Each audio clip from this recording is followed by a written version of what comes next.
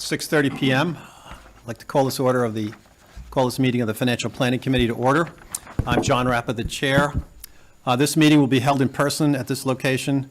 Members of the public are welcome to attend in person, while an option for remote attendance and/or participation is being provided as a courtesy to the public.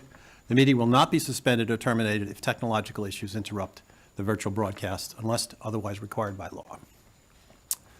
Start with a roll call. Ryan Maines. Present. Ken Picard. Present. Susan Satori. Present. Mike Shaka. Present. Scott Stockland. Present. And John Rappa, present. We have a quorum. Everyone is here. Thank you. Next order of business is approval of the meeting minutes from January 15th and the February 5th Financial Planning Committee meetings. Mr. Chairman, I'll make a motion to approve the meeting minutes separately. The meeting minutes of January 15th, 2026 as submitted. I second. All those in favor? Aye. Aye. Mr. Chairman, I make a I motion. abstain. I was not present. Okay. Noted. Mr. Chairman, I make a motion to approve the meeting minutes of February 5th, 2026 as submitted. Second. All those in favor? Aye. Aye. Aye. Aye. Okay, approved. The Jan 15 with Mrs. Satori's notation. Okay, public comments. Anyone from the public here? Ron, good evening. Please join us. Thank you.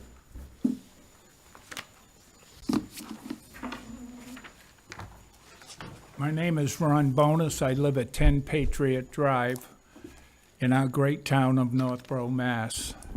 And it has become very, very unstable, to put it plainly. I don't know if you've driven up there lately, but you hit your head if you're in a truck like I am. I mean, it's unbelievable. And we're very concerned about a sinkhole happening up there.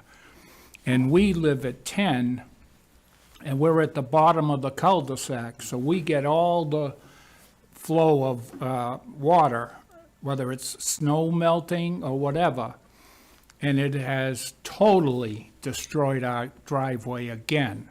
We have already replaced it once, and I don't know if you saw the pictures of it. I have them here. It was if you'd distributed, like Ron. to Thank see you. 'em. It was distributed to the committee. Thank you. We do have them, but thank you. Thanks very much. Thank you. Yeah, you bet. So we would like to see if the driveway can be replaced in this Assabet Hill project, which I would think would be more than fair, as we have already replaced it once. And it is a total disaster, as you can see in the photos. So, This committee opines on capital projects. The Assabet Hill area is a project we have teed up in two phases for review and approval by this committee and at town meeting in April. If you're talking about your own driveway, that's private property. I don't think that's within the scope of what the town does. But again, it's outside of the scope of what this committee does. Yeah, but it's because of the drainage that is leaking under the road. It's coming under our driveway, I hear you. I hear you. because we go down like that.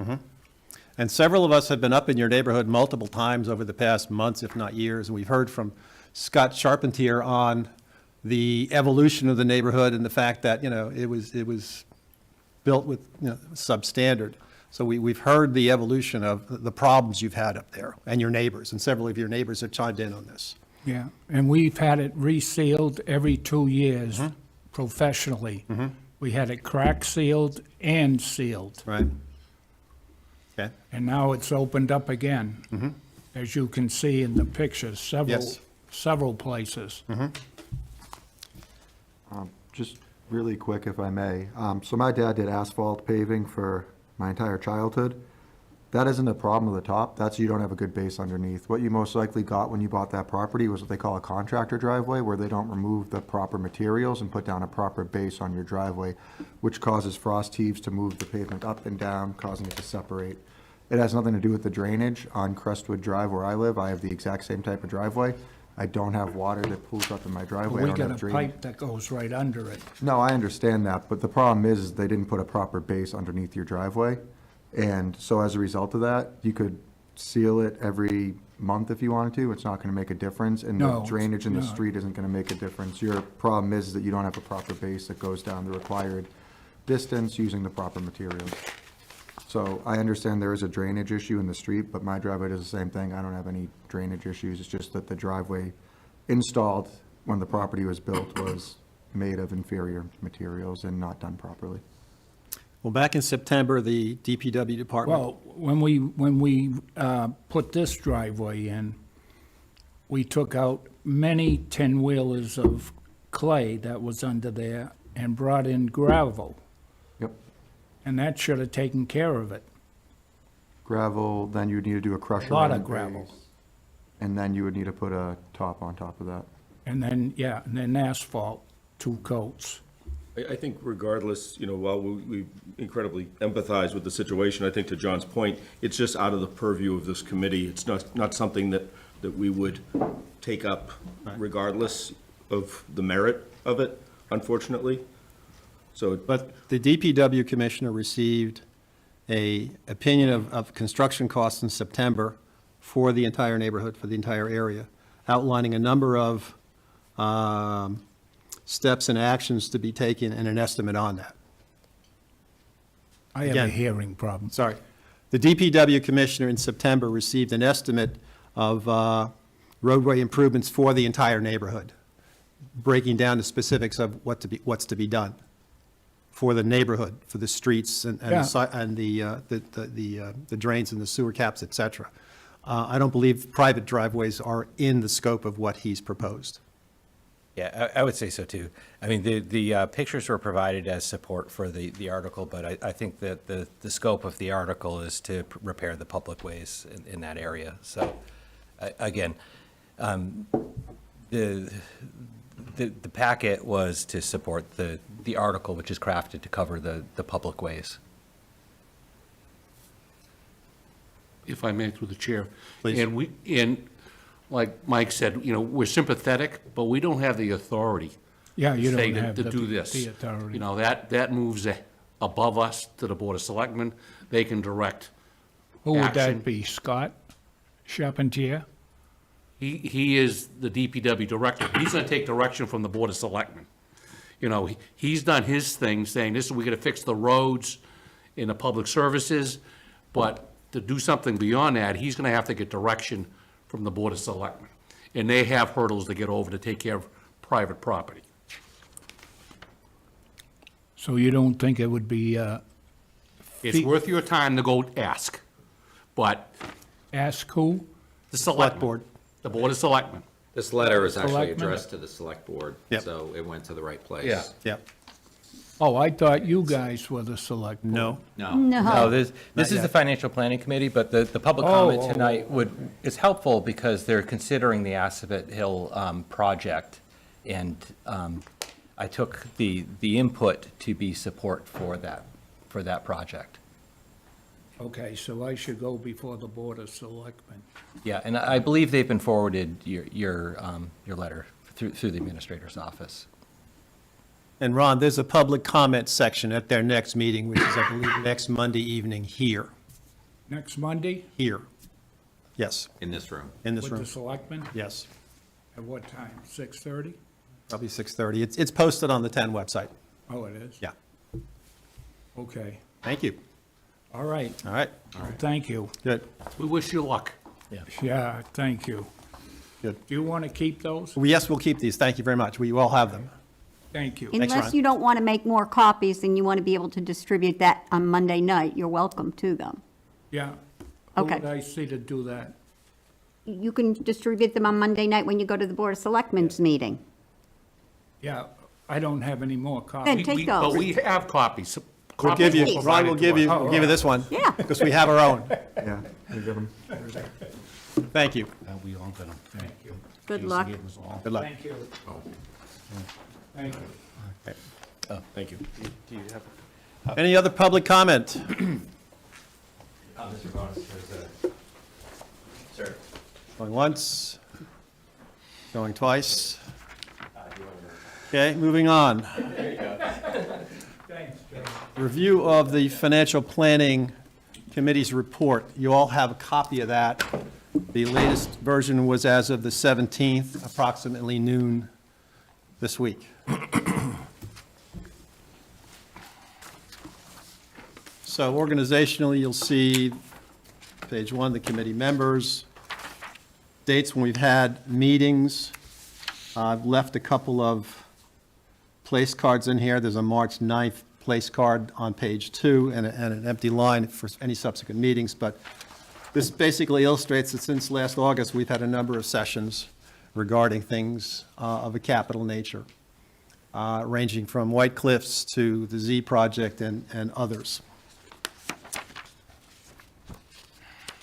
Also beginning on page 2 is general committee comments, some dialogue there. Jason, you've added the free cash policy and the two tables and the debt policy. The current report has page numbers, which will be changed when this is amalgamated into the warrant booklet. So I'm looking at what's page 44 to 48 on the current draft.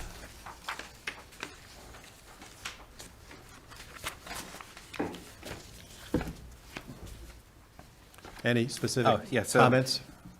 Again, I added a little bit more information than we've typically had in these reports in the past, given the overall growth of the CIP.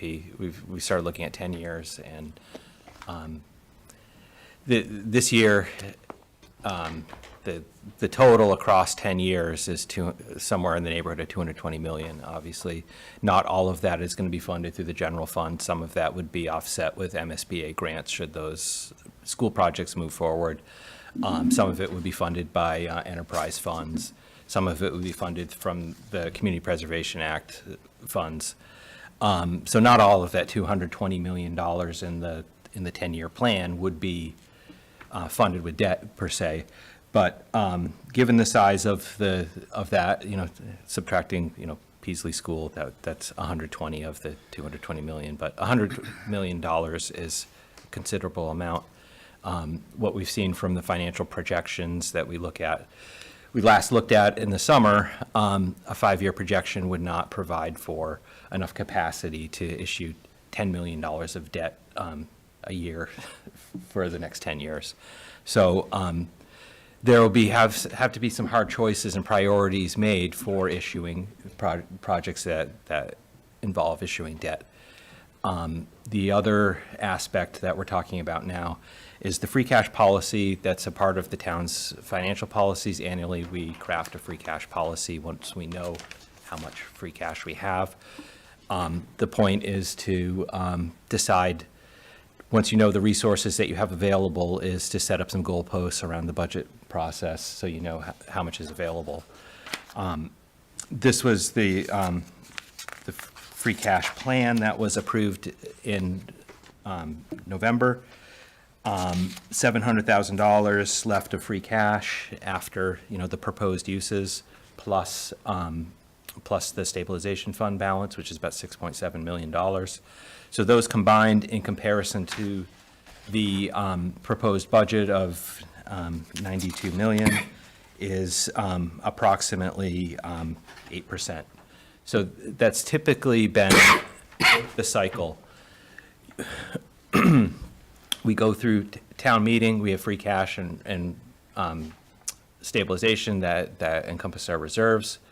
Those amounts compared to the budget get brought down through the usage at town meeting. Then we realize our results from the fiscal year, and generally we're conservative with our revenue estimates. So the reserves grow when free cash is recalculated after the start of the new year. The reserves typically grow after that point from the 8% that we have projected them being drawn down to. So the guidepost is to bring it back down to somewhere between 5 and 10%, which is our policy goal. We've typically brought them down to 8% annually. The at Monday's select board meeting, I think there's going to be a discussion about changing the policy to potentially use reserves to get through, that's putting the cart before the horse, because that presentation hasn't happened yet. All the numbers haven't been crunched for that meeting at this point. But in terms of the operating budget, there's a $1.4 million gap right now for funding that. The talk in November was, August and November would be that within our means would be 3% or somewhere in that neighborhood of growth, plus 4% for health insurance. We got our renewal from health insurance, 12.44% for the next year. Increase, yeah. Well, love to hear a 12% decrease. But Sure. it's a 12% increase was the renewal from Harvard Pilgrim. We're trying to narrow that gap by working with, sorry for going on such a tangent, but this is the context for the free cash plan here. We're trying to work with the employee groups to potentially reopen bargaining so that we can insert some plan design changes. In addition to that, as a new offering, we're going to offer a high deductible plan alongside our traditional HMO plans. And that will just be a voluntary choice if people want to consider that as a lower cost option for themselves. That new option does not need to be bargained, so that it will be offered. So there's no guaranteed savings to the budget for that, though there would be if people do choose to elect that option. The proportion of the high deductible plan premium versus the traditional HMO plan at the 12.44% increase, it's approximately 20% difference between the two. So there's potential for saving 20% on the premium if somebody were to opt into that plan. Again, we started working with the Insurance Advisory Committee, to talk through some of these changes. It's, again, late in February to try to enact some of those changes, and working with the JPA, it's kind of like a very intricate process because there's so many bargaining units involved between the two towns and the school district. So I'm sure there will be more developments to come with that, but some of these numbers are still unfolding at this point, and it is late in the game, but they're unfolding still. And I think the ultimate goal is going to be to avoid seeking an override, a Proposition 2.5 override to meet the budget gap. Is there a drop dead date on some of these negotiations or these discussions? The calendar hasn't been laid out yet, but I don't know. Obviously, you've got to March back 9th. into it relative to the warrant articles and posting them and everything else. Yeah, I mean, we have the budget calendar where the budget hearing is typically where we would look to, the budget hearing called through our town code is the end of March in our budget calendar, and typically we would look to that to be when the budget needs to be done by the end of March. So about a month to work on this still. Do we have the ability to, pool with other towns nearby to get better rates? We would, but again, we would have the complication of trying to mesh the plans together where the plan designs are, and again, some of the collective bargaining agreements have a fairly restrictive, the co-payments are specifically called out in their so the changes would have to be bargained. So again, it would add a degree of complexity to it. We have been told through our advisor, again, we're working with an advisor, a consultant that helps us make these decisions. We have a good size pool. We have 2,000 people covered by the plan, so it's a good size risk pool. Again, that's not where we're focusing our attention. We're trying to modernize the plans with deductibles. And there's 5 unions in town, right? There's, there's 5 town unions, and then there's 3 school Right, unions. right. Yeah, You mentioned the other town at Southborough, is that The correct? town of Southborough, yeah. Do you know what their timeline is? Because usually they have their town meeting before us, so your deadline might be a week or two Maybe sooner than sooner, we yeah. think. Yeah, they're all, I mean, hopefully we can get through that process sooner than later. But Do you know if they're taking action to try to make this work for their town meeting? They are, yeah. Okay, all right, so we could have a small expectation that it might be ironed out before whatever the date is. It of their might town be. meeting. But Coming weeks. Yeah, they usually have it the week before April vacation. yeah, Okay, again, we have so many timelines. I know. I forget what It's hard to Southborough's is, keep- but yeah. we've been working with them. I mean, our next step, we had a joint IAC meeting with all of the bargaining groups and the representatives to the insurance advisory committees for the region and the Southborough and Northborough, and kind of laid out some of the context of what we're working with. And our next step is to meet with our individual IACs to try to continue moving forward on it, well, that's a lot of work. yeah. What's the general split in contribution between the employer and the employee? Oh, and. Is it 50/50?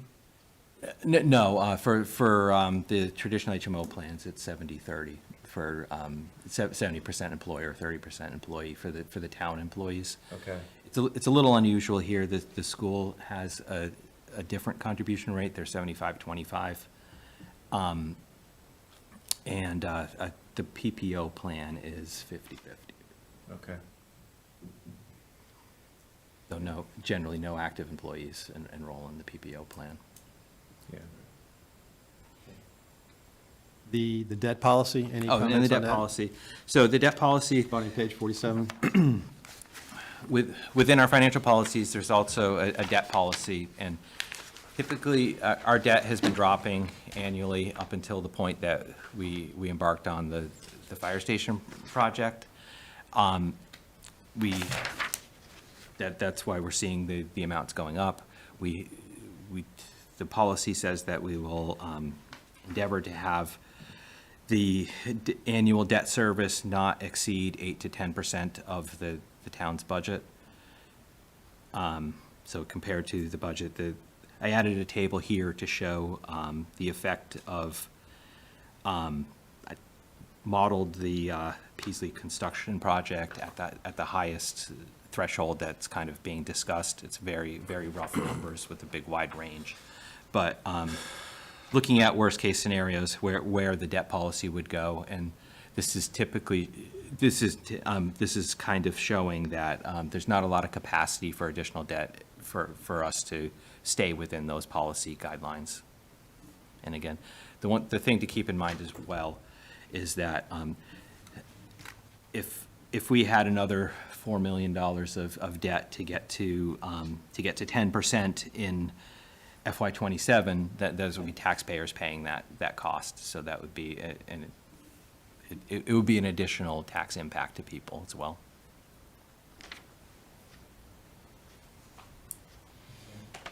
You've got a note here in the middle of page 48 in yellow, add more data on future CIP.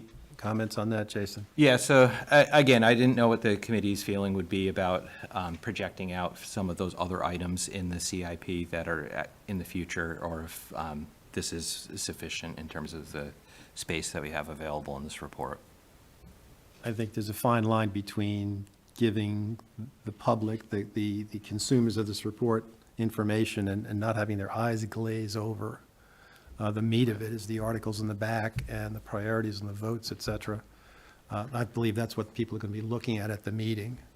And, not unlike other meetings, people will probably be looking at this for the first time when they walk in and sit down in the auditorium on April 27th. So Are we- I can strike that section in yellow. It's just, Okay. I just wanted to bring it up as a No, discussion point appreciate here. that, yeah. There's a few place marks in here in yellow we'll get to as we go through it. In our executive summary, are we going to include any recommendations of further actions we think we need to take as a committee as far as things that need to be discussed, groups we need to get together with? If I may, I'd like to go through the chair. I'd like to talk about revisions to the report and how we're going to do that. Yep. You know, I understand what you're saying, Sue, but I know I have areas that I want to revise Of the written part up of the here? written report. So I don't know how other members feel, but I don't want to, Here's you know, mine. manage all the discussion. But I think we need to have a dialogue on how we're going to talk about amending the report. Agreed. Agreed. So, based on that, Ken, do we want to move to page 53, which is the beginning of the first article?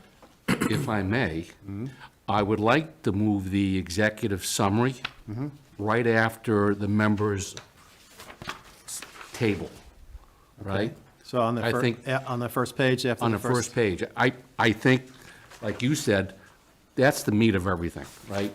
Let everybody see that right up front. Sure. And if they want to have more just understanding what's going on, they can go into the report, and, because we have more dialogue later on. Yep. Right? Easy enough, we can do that. I like that. All right, anybody else? Okay, all right. Okay. Easy Just peasy, put easy the, peasy. Meeting topics as like an appendix at the back. Find a home for it somewhere. Yeah, yeah. Right now, it's in the front because just evolution, but we can move that somewhere. Then on the free cash policy section, 1, 2, 3, fourth paragraph down, the first paragraph of free cash. We have the first sentence. I would like to relocate the sentence in its most basic form, free cash, as the second sentence, and make a change from unspent free cash to unspent appropriated funds. I believe that's really a more appropriate term, and based on last town meeting, free cash was confusing to a lot of people. So I really think free cash is unspent appropriated funds. Jason, is that correct? Am I saying that correct? I'm sorry, Ken, what sentence are you looking at? So the sentence I'm looking at is the very last paragraph, Top of page 45. it's the second paragraph, second sentence in that very last paragraph. Yeah, so free cash is generally a calculation that the state makes based on our fund balance, and No, I understand that, but it's really unspent funds that have been appropriated. yeah, The comment last year was like, what's free cash? It's not free. Well, it's not free. It's appropriated funds that just haven't been spent yet. correct. It's budget closeouts from the prior year, what hasn't been spent out of the general fund budgets, when the year closes, anything that's unspent, plus any revenues that have come into the general fund beyond our budget from the prior year, so. I'm just trying to we're trying to define free cash Yep. and removing free cash from the definition. But it's also surplus of projects that are complete that came under budget. Yep. Which is appropriated funds. Yeah. It's Yeah. unspent appropriated funds. Yeah, but I guess the snag that I have with unspent appropriated funds almost infers that it's pending. It's pending to be spent, that it's appropriated and it's available and it's kind of already earmarked. And that's not the case of this money. This is money that is available based on it. I agree. So I think it's for us to figure out a definition that's accurate and true, and it's understandable to the layman, right? And that's why I looked up the state, and the state calls it free cash, because it's easy, right? But then they define it as unspent appropriated funds, Yeah. right? I agree that the term free cash, I hate the word free, right? I gathered that. Anything but free, nothing's free, right? You are driving this discussion from me. Yeah. Based on last year, and I heard it. Yeah. Plain and simple. Yeah. So I agree with you, the dilemma is just not that I just don't want to give the perception that those monies Yep. are tied to something that's been Yeah. appropriated Right. and they're pending I understand. Not to muddy things, on page 70, there's a short glossary of terms. Free cash is defined in there. It's the second to last page, I think, in the report, as well as debt exclusion and level service budgets and Prop 2.5 overrides. You'll see that. It's the next to last page, Ken. Yeah, I'm getting there. Okay. I'm just trying to, you know, I'm old, I don't like it printing on both sides, because then I gotta keep folding it back and forth and that type of I stuff. printed mine single, Yeah. for that reason. Yeah, but see, we're still unspent free cash. I don't like the idea that free cash is in the definition of free cash. I just don't like that. Yeah, so it, But how does that help us when people are reading the text and not necessarily going back to the glossary? yeah, well, this is a better definition because it's longer, but I just think a single sentence, you know, just is balance of unspent appropriated funds from the prior year, right? Boom.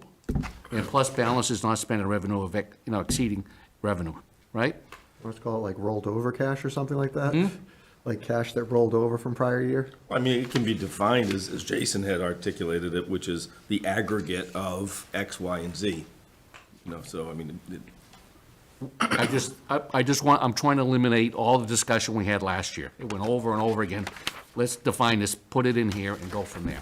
Or do we- That's my recommendation. Or do we just put a note, as defined on page 70 of the report, in parentheses, next to free cash? I'd be agreeable to that. Okay. How about a note, see glossary of terms? I'd be agreeable with that. I'll refer to the page. Yeah, yeah. Please. Okay, I'll add We don't that. want people to be confused, And I'll whatever add that that. number is. Okay, and, Folks, okay? and then, 1, 2, 3, 4, 5, 6, the sixth paragraph on that same page, Yep. I really don't think we need that. What does it start with, please? The town of Northborough adopted its first set of comprehensive financial plans. I think that's great history.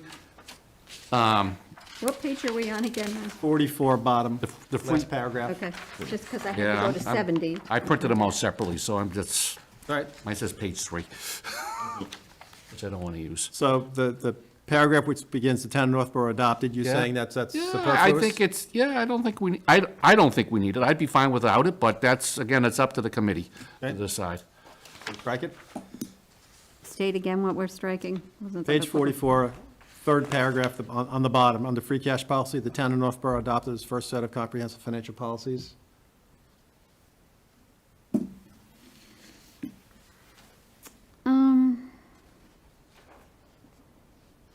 My intent is to try to make the report shorter. It's a lot of pages.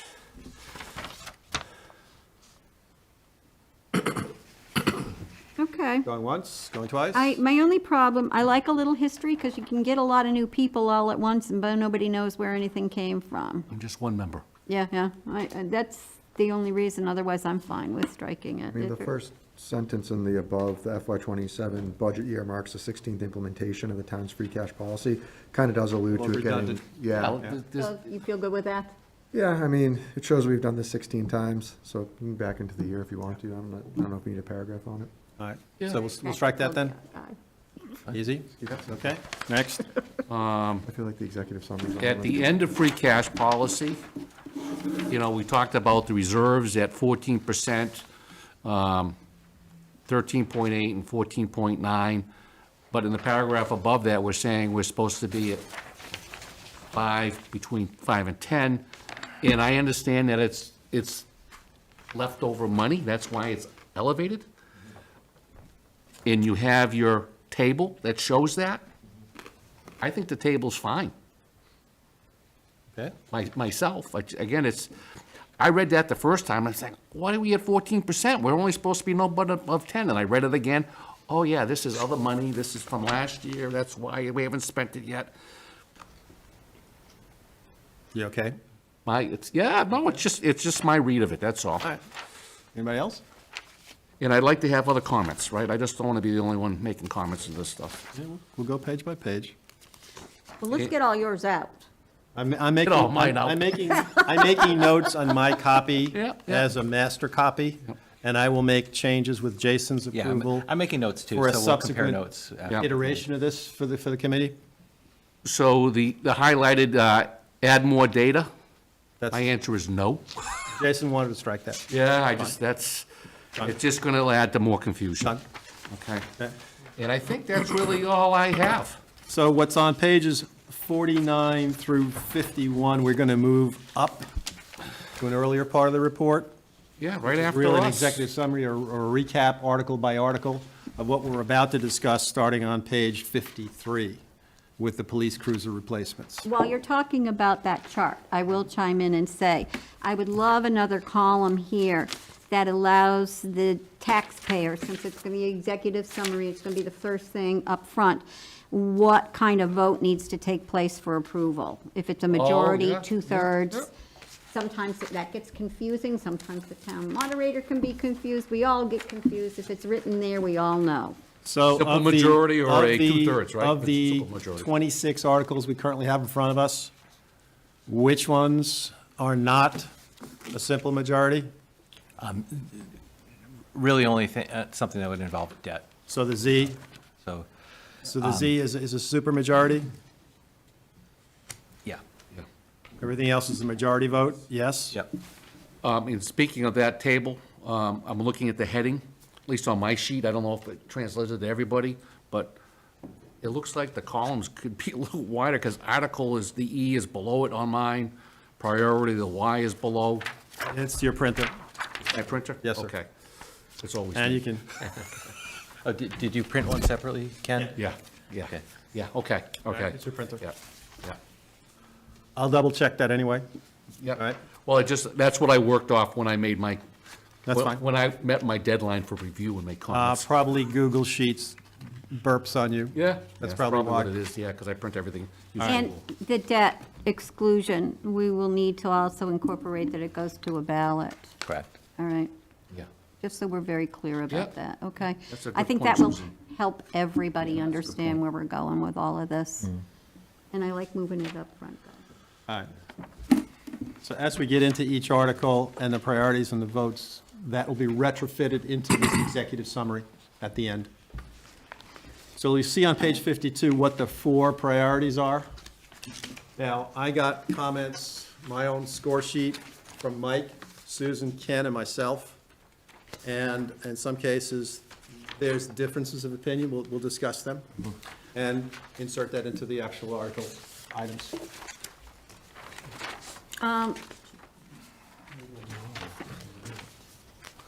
So, one just curiosity, if we're, talking about the language here, one thing that I struggled with was just the term priority of, why do we call it a priority when it's not necessarily, it's not prioritizing, it's more categorizing? So- Interesting. It's a ranking, it's So- not to say was one it- is a higher has- priority, has this come more up before? important than the other. It's terminology. You want to change what we call it from priority to something else, I'm game. Yeah, I It's a ranking of some sort. I don't want to split hairs, and it's not anything of. You're not alone, Mike. Okay, all right. I just every You're not every alone. time I read We'll it, take- I was we'll like, this take- isn't. It's not a ranking. It's Take your best suggestions. It's categorizing. It's if we find something synonymous with that. If we don't have the Category, word- how's that? category. I agree with that. Yeah. And then how do we describe the category? I think the way it is. Well, with 4. the description, 1, 2, 3, 4. it's a category, and the description of the category is as So what is such. a category 1? Category 1 is Right here, projects that projects. involve. Hurricane? So it is on, Okay, so you're just it going to is do on that, okay. page 52. So we're going to go with the So same we'll description? change any reference to the word priority to category, yes? Wow, that was easy. Okay. Fine. Before we move on Yes, to ma'am. the actual items, I am concerned about page 44, the top paragraph. If it was in here last year and I was fine with it, I've changed my mind this year. But Beginning with, it's a strong opinion. yeah, the strong opinion of the committee that the CIP to be an effective tool for managing the town's capital investment, department heads must have confidence that their submitted projects will be implemented within the time frame planned within the program. I do not think it's our job to instill confidence in how it is made. I think we have to share information, in the finance director and the town administrator work with these department heads to let them know whether or not they think what they're asking for can happen in a particular year. I think it sounds, it doesn't sound like a finance statement, it sounds more like a management tool. And I don't think we need to be managing their feelings. Yeah, that makes sense to me. You want make to, you want to sense? strike the first sentence there? I mean, On the top I'll of give you this, 44? as something like in order for the CIP to be an effective management tool regarding capital investments, the committee recognizes department heads meet with the TA and financial director to develop their departmental capital needs. So moved. Because that is the process that is happening. And I don't really want, confident or not confident about, because we can't promise what happens at a town meeting. Right, and I think one thing that we've seen happen in recent years are things coming in at, being inserted in the current year without moving through the process, and it's impossible to give people confidence if something comes in at the 11th hour in the new year, so, without having moved through at least a couple years in advance. So I'll swap out the first sentence at the top of 44 with this. Yes, please. Okay, Thank you. easy peasy, all right? So do you understand, is it fine with you? Yeah, oh, it's fine with me, Yeah, yes. I think it gives you more legs to stand on too, to be able to say, it isn't going to fit this year, and you really should have brought it in 4 years ago. Right, and it's not to call anybody out, but the point of the plan is to craft a financial plan for the town to make big decisions and plan out when we are going to bring things forward. Case in point, the K through 8 has in their capital plan for next year, a $7 million roof project for the Milliken Middle School. Was that just put in this year? There are a lot of changes. Okay, but you understand what I'm saying. I'd have to pull up last year's to compare where it compared to, but it did grow a lot. Yeah, so plan. it's hard for you to then have a management tool that you show all of us with your projections. If things are all of a sudden landing in years that you haven't expected that kind of expense. Yeah, so, I mean, we will, we're doing our best when we hear about something to try to reflect it in the plan and put it in.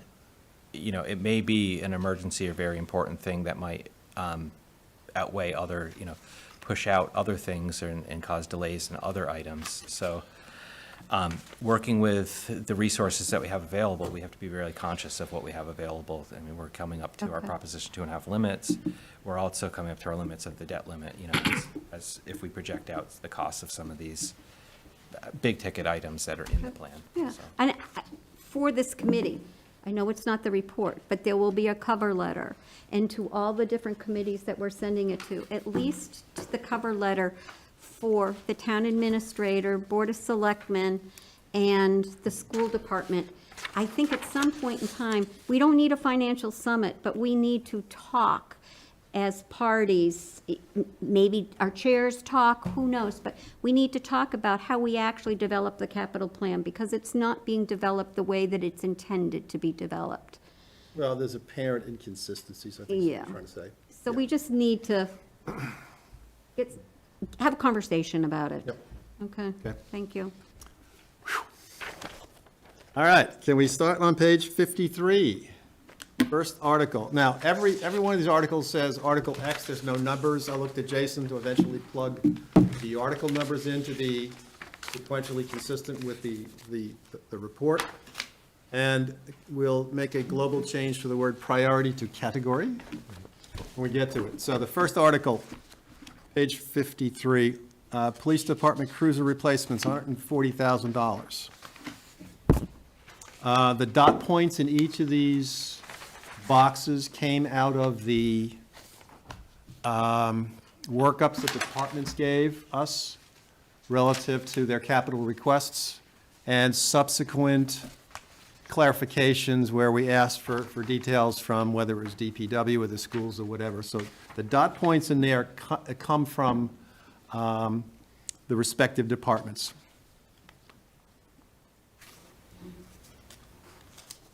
Does anybody think there were questions not answered in this description that we think will, then people will have to come up and ask more questions? Or do you think this has a lot of the information that's needed, that people typically ask for? That's what I think we should be looking for with these. I expect that as each department gets up and they present their requests, they'll have more backup behind this, whether it's the police department, the fire department, et cetera. And then the floor gets open for questions, and it goes back and forth from there. But we're trying to be concise in what we put in here without making this a 300-page tome. I think the only question they're likely to get is, you know, the vehicle that's being replaced. How old is it? How many miles are on it? Yep. So the first article, category. It's a 1 and maybe a 2 also. So projects that involve current safety or health issues entered to meet a federal or state legal requirement is 1. Projects that are necessary to maintain the town's current buildings, equipment, and infrastructure is 2. Is this the police crew? Yes, the cruiser? first article on 53. And it's a 1 why? Is it a 1 or a 1 and a 2 is the point? I think it's a 1 and a 2. I mean, we're upgrading the existing infrastructure. I'm sorry, John, my email No, must have made it that's through to okay. you, but I have it here. Right? I had it as a 2. Okay. I had it as a 2. No. Several of you had the same thing, so I'm just trying to be consistent on this. Okay, so it's a 1 and a 2. Shall we vote on each article as we go through? I think we should. Okay? Yeah. All right. The funding source for this is free cash. That's in that column. We'll add the vote. We'll add the vote count to this also. Okay. Would you like a motion?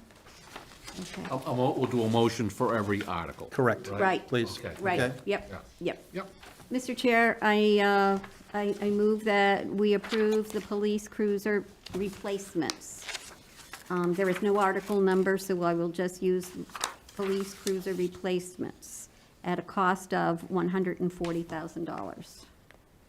Second. Okay, we'll do a roll call vote. Discussion first. Discussion first. Discussion on this? Anybody? Yes, no? No, I mean, no I think further it's just, discussion? I think it's important for public safety to make sure they have vehicles that are operational and able to do what they need, so there's enough vehicles at this point that they should be on a regular, you know, replacement schedule, as, you know, any big organization would do, so I think this makes a lot of sense. Okay, and the chief has said this, that there's a rotation schedule. Like last year, he bumped something out, and this will be for a patrol vehicle and an administrative vehicle, right, for the detectives. 2 vehicles for 140, that's actually pretty, it's some of the least expensive vehicles. Yeah.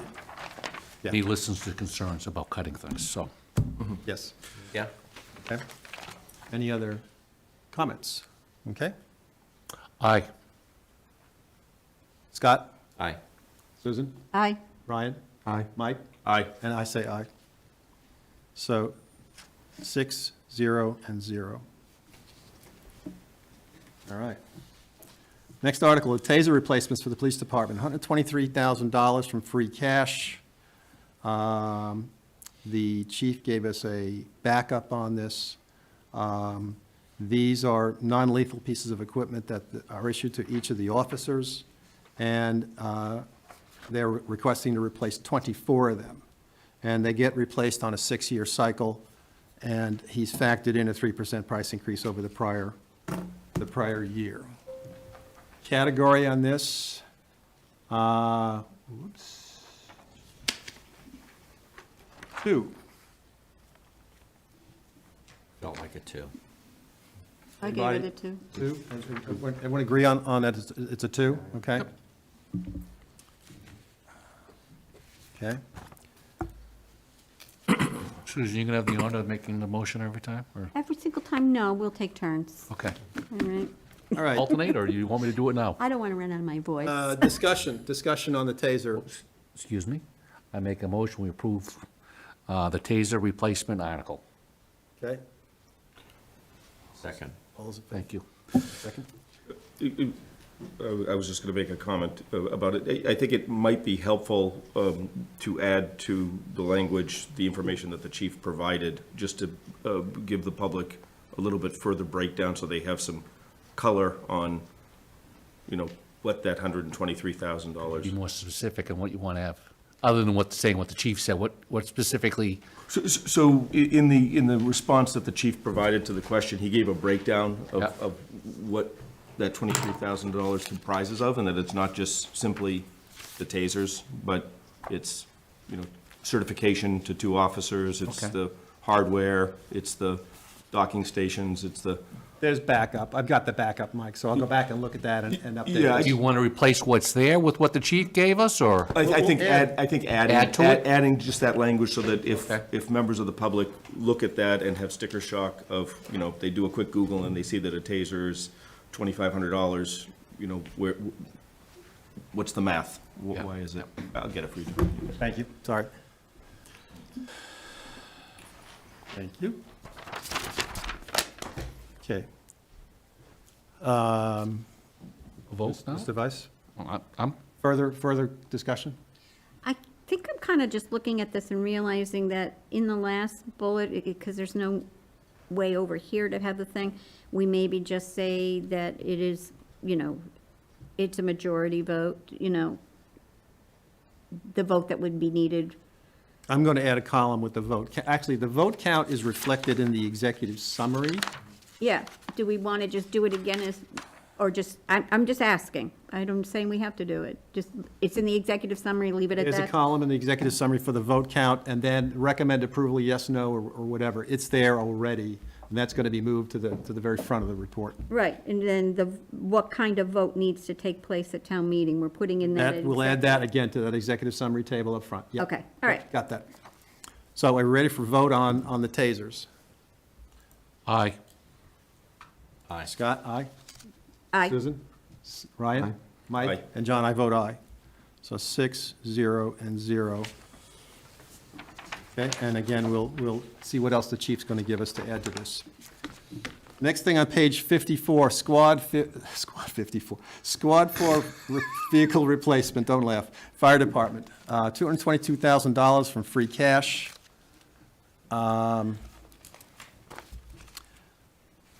Let's see, the squad is a 2 category. 2, I gave 2. Everyone agree it's a 2? Yep. Right? Mr. Chair, I move that we accept Squad 4 vehicle replacement at a price of $222,000. Second. So, just a point of discussion on this. Please. Not sure if it's possible. So this is a 5500 Dodge. DPW has a need to tow a mini excavator. Can we just slide this over there and have them tow that thing around with this? Because a 5500 would have no problem towing it. Just a thought, something to maybe, Knowing what happens at the fire department, the squads go out every day, multiple times with the ambulance. This vehicle is quite active. And I think the chief and the deputy had commented on that when it was here. So to make it a tow truck, well, no, they just needed to, for the cemetery, they said the reason the 350 didn't work in the DPW meeting was because it couldn't handle The weight. the weight. This Right. would be able to handle the weight. It doesn't seem like they'd be towing very long distances or anything like that. I mean, to so go are back you and forth. suggesting that when we get to that other truck, we up it?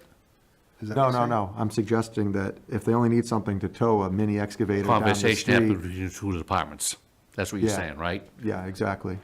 Maybe a note to Scott and to the chief or the deputy chief, who's ever managing the department at the moment, that could you guys use this? That could be one of our recommendations to the cover letters that we put on our report. Yeah. That we see this is some good interdepartmental conversations that could be had.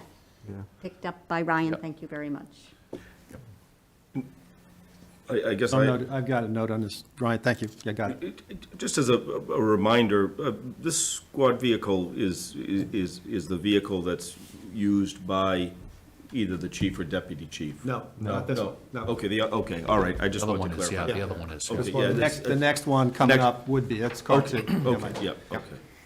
Yeah, if I recall, this is their most This- active vehicle. It the goes one that- out to yeah, almost every okay, single call. yeah. Yep.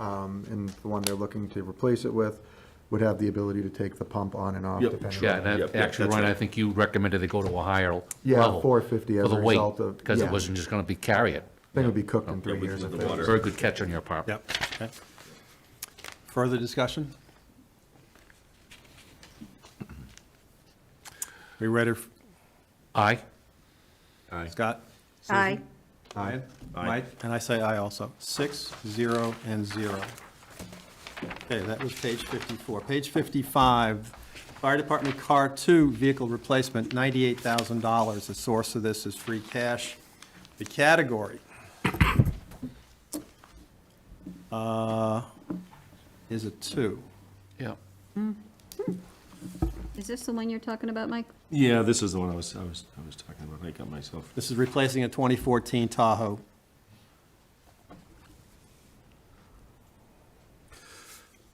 So we agreed it's 2? It's a category 2. Anything else? Is it a 2 and a 4, or? So if it actually, in my opinion, poses a safety threat to the people in it, where does that fall in? Because if I recall, they showed the underside of that car and it was so rotten that I'm afraid the rear axle is going to fall out at any given moment.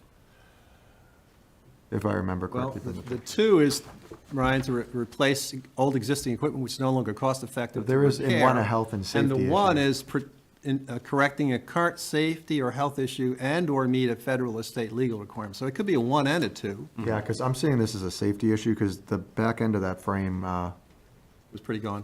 yeah, it looked like they backed into the ocean for a few years and just didn't clean it. So we'll mark it as a 1 and a 2? Yeah. Everyone okay with that? All right. Okay, Yep. further discussion? We have a motion to vote on this?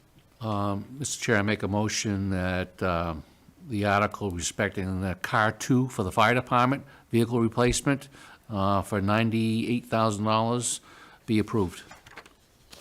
Second. Okay, Ryan? Mike? Aye. Scott? Aye. And I vote aye. Yep. Oh, me, aye. I thought You were did. second. No. I thought I caught you, okay. Okay, it's unanimous, thank you. Sorry. Page 56. We've moved past the police and the fire department, now we're into DPW articles. Assabet Hill Drainage and Roadway, $500,000, sourced from free cash. Categories on this. I think it's definitely a One second. 1 and a 2. I've seen the roads. Yeah. It's the safety hazard. I need, I would say it's a 1 and a 2, categories. Anyone concur or want to add to that? I would think that the only reason that we should even be justifying putting it in at this point in time is that we see it as a 1 and a 2, because it wasn't slated to be here in this, at this time, correct? No, this is the Assabet. Originally, it was $1.8 million. Okay. This is kicked down to $500,000 for All the right. first phase, So- and the remainder in the subsequent year, in 2020. Yeah, through the chair, this was a new project added to this year. So it was dropped in at 1.8 million. Okay. And when we were working, with the resources that we have available, it was discussed with the Public Works Director whether the 1.8 would be happening immediate, like under the scope of this plans, which involve drainage and paving, and, there'd be various steps to the Yeah, project. yeah.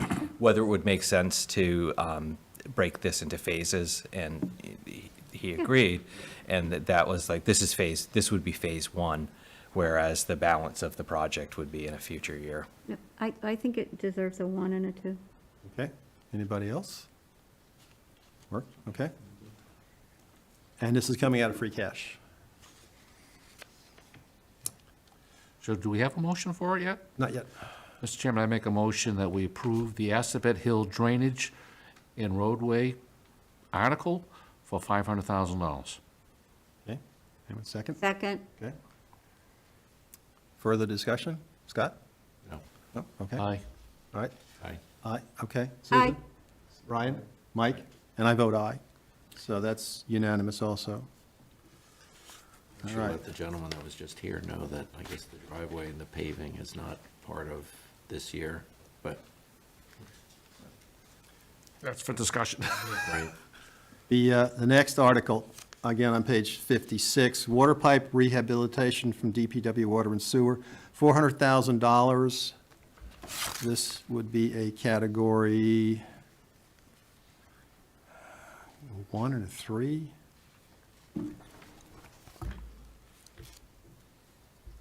Well, I think one is public safety. Health, Right. water is public safety, Right.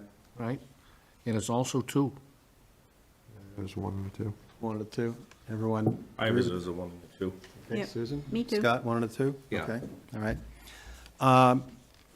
Jason, is the source of this enterprise, Correct, yes. so the Water and Sewer Enterprise Fund, Yeah. not free cash? Yeah, in this so, case. yeah, water, yeah, so whichever table, we'll make sure that all aligns, but the version I'm looking at says enterprise fund, Got other it, other okay. available funds. So it's going to be proposed as, this article would be water-free cash in conjunction with, there's some abandoned or surplus funds from some older water articles that we'd reappropriate for this, so. Okay. All right, Did you say it was going to be some free cash? Is that what I just heard you say? No, okay. I'm sorry, water-free cash. Oh, okay. So each of the enterprise funds, obviously, you know, I'm just going to explain this for everybody, but they have their own fund balances that are certified.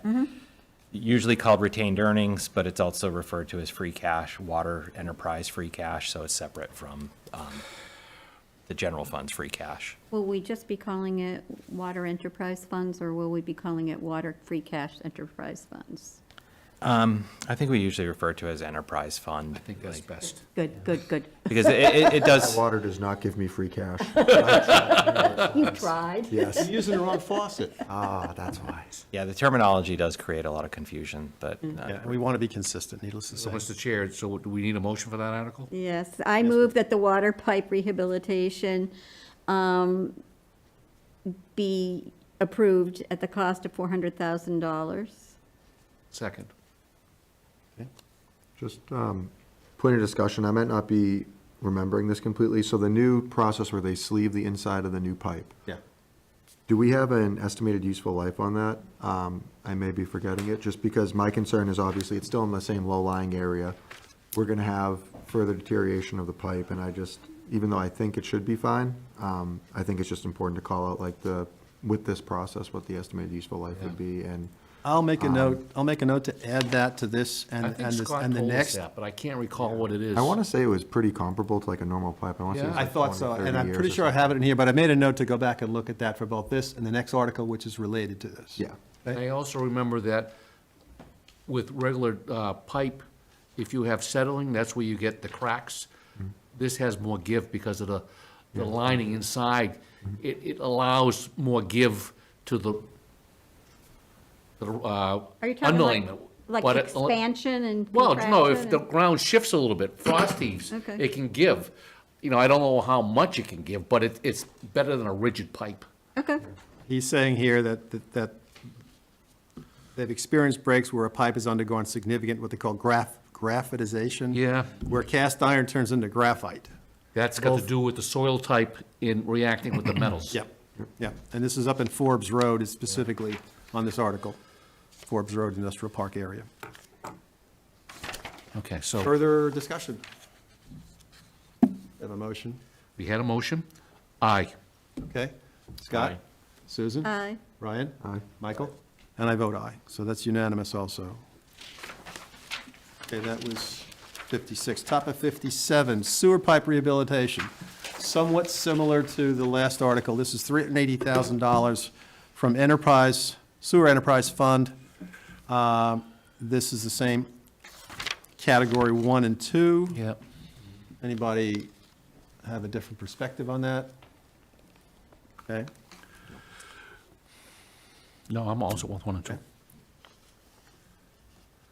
Mr. Chairman, I make a motion, we approve the sewer pipe rehabilitation for article for $380,000. Second. Okay. Further discussion? Guess just the same point I had on the other one about the useful life. I made a note on this, Ryan. Yeah, thank you. Yep, I useful figured as life, much. got it. Okay. All right, we ready to vote on this? Aye. Okay, Scott? Aye. Susan? Aye.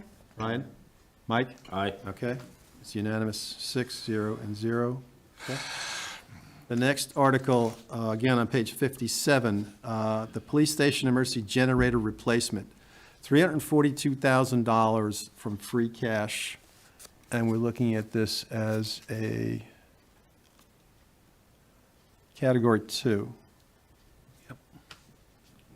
Um, 2 and 4. I gave it 1 and 2 because it's a police station that takes care of the safety in the town. That goes down, we're all Trouble. in trouble. Yeah, I had a 1, 2, and a 4. So is it a 1 and a 2? I don't think it's increasing capacity, right? Because what we were told, they were just going to, right, Yeah. replacing the KW with the KW, so it's not It's increasing an capacity. upgrade, because the existing Yeah, but it's not one- increasing capacity, right? I agree, I think So you're saying it's a. I don't think it's a 3, Okay, it's a 1, a 1 and a 2. 1 and A a 2. 1 and a 2, it's a Okay. replacement. All right, got it, okay, all right. I hear you. point of discussion on it. Mike? Sure. So while I don't disagree with the necessity of getting a generator replacement, and I also don't disagree with the cost of the materials, when looking at the breakdown of the costs, I've got a lot of questions. I mean, we're looking at a replacement of an existing generator, and the labor costs for this are coming in at $140,000. And the prevailing wages for effective September 6th, 2026 is going to be $85.34 for a master journeyman step 6 electrician. So that means if you do the math, you're coming up with 1,640 person hours to install this generator.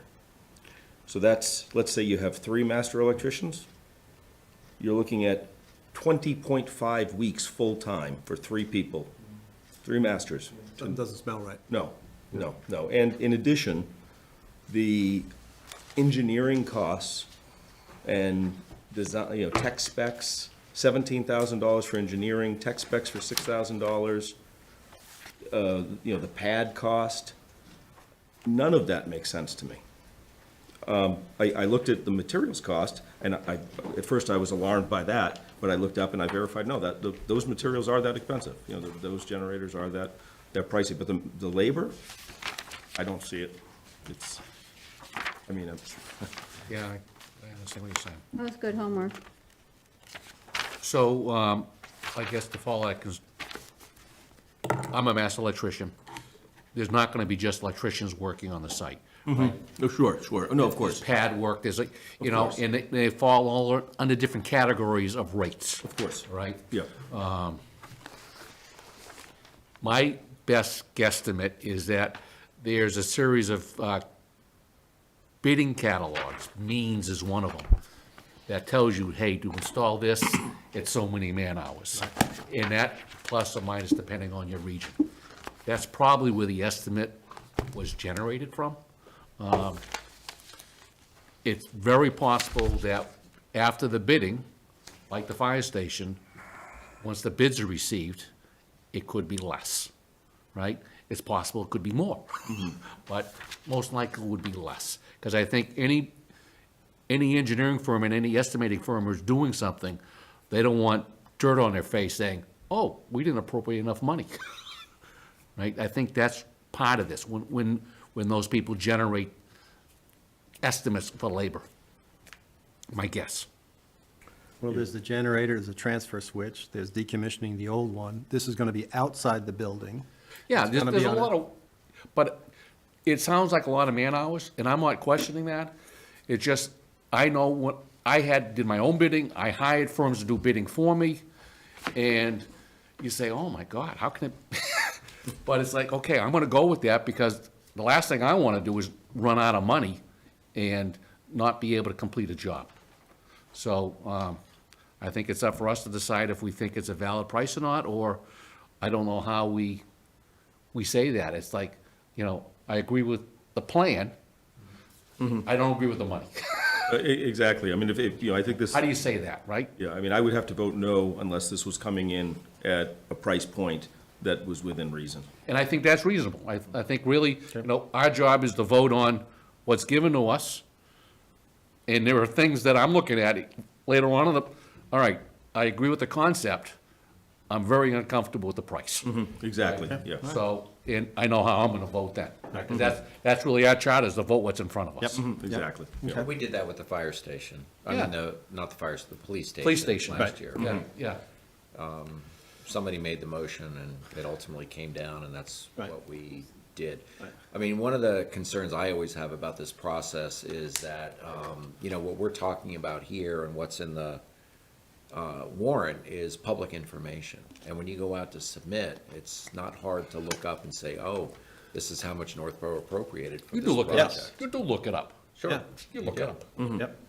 And if we appropriate 500,000, it's probably not hard to get a lot of bids that are gonna come in right around there. Well, that was the impetus behind the fire station, that having the town approve it gave further credence to a contractor to bid on it, that, the money's going to be there. Yeah, Yeah. yeah, I get that too. So what you want is a lot of people bidding on it. Yeah. That's bring really it what you down. want, so there's that competitiveness. So let me ask you, Ken, having, the expertise that you've had, coming from that Yeah. world. So when you look at this and you see, there is already money that's allocated for, the pad. Yeah. The process of, taking the existing generator and, the equipment that's gonna be required to remove this, disconnect it, remove it. Yep.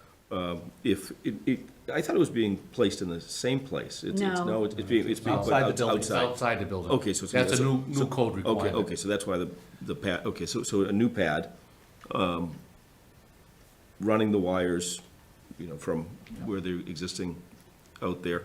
I mean, what elements of labor would you see based on them if you were putting your bidding hat on something like this and looking at? So I don't know the exact location the pad's gonna go in, but if you have pavement, you gotta run through the pavement. So you got raceways, you gotta dig up the pavement, that's another vendor, right? Another markup. You gotta put the raceways in the ground, you gotta backfill it, and then you gotta pull your conductors in. Depending on the sophistication of the generator, there's other controls that you need to put in, like emergency shut-offs in certain locations. It's a new code requirement, which wasn't ever there before. Fuel now is a big thing, right? Making sure wherever you're storing your fuel, Is it can distance away. contain a This leak. is proposed to be propane. Yeah, We're talking in general terms, Yeah. right? So you have those issues, right? So you have fuel issues. What's another thing we had to deal with? Exhaust. Exhaust became a big thing. We had to do a study once. It's like, where's the exhaust gonna go? Is it gonna get sucked into some ventilation system and hurt everybody? Because the stack has to be so high, it has to be so far. The plan we worked on didn't have that, so it ended up an override. Were these numbers put together without having anybody other than Scott look at it? Did an independent engineer come out and take a We look? went out and got proposals for, in this case, the DPW projects, and we've got backup in here. Okay. So typically, an engineer would spec the project out, review it, look at it, this is Yep. what we're gonna do, and then it goes to a larger project, it goes to a firm that just does estimating. And they're looking at a means catalog, or there's a couple other ones out there. And they just, it says, 20 feet of pipe, this size, this is what it's gonna take. Boom, that's what you charge. Right? It's almost like going to a dealer, and well, what's it gonna take? They look it up and say it's $400. Well, you don't know what's wrong with it. yeah. it's, whatever it is, it's The price $400. list. It's the price list. Right, it's, and I don't care if it takes me 10 minutes or an hour, it's gonna be $400. We're playing a fat fee. What do you guys want to do? Because it seems like you're not comfortable with the number, but you're comfortable with the idea of getting it done. I think that there's, if there's a need for a generator, then I'm comfortable with that. I'm definitely not comfortable with the price, and, I guess my disclosure, I did electrical myself, but it's been 30 years. I didn't take that path, but, Yeah. I did about 2,000 hours toward my journeyman. So, but You've done well without it.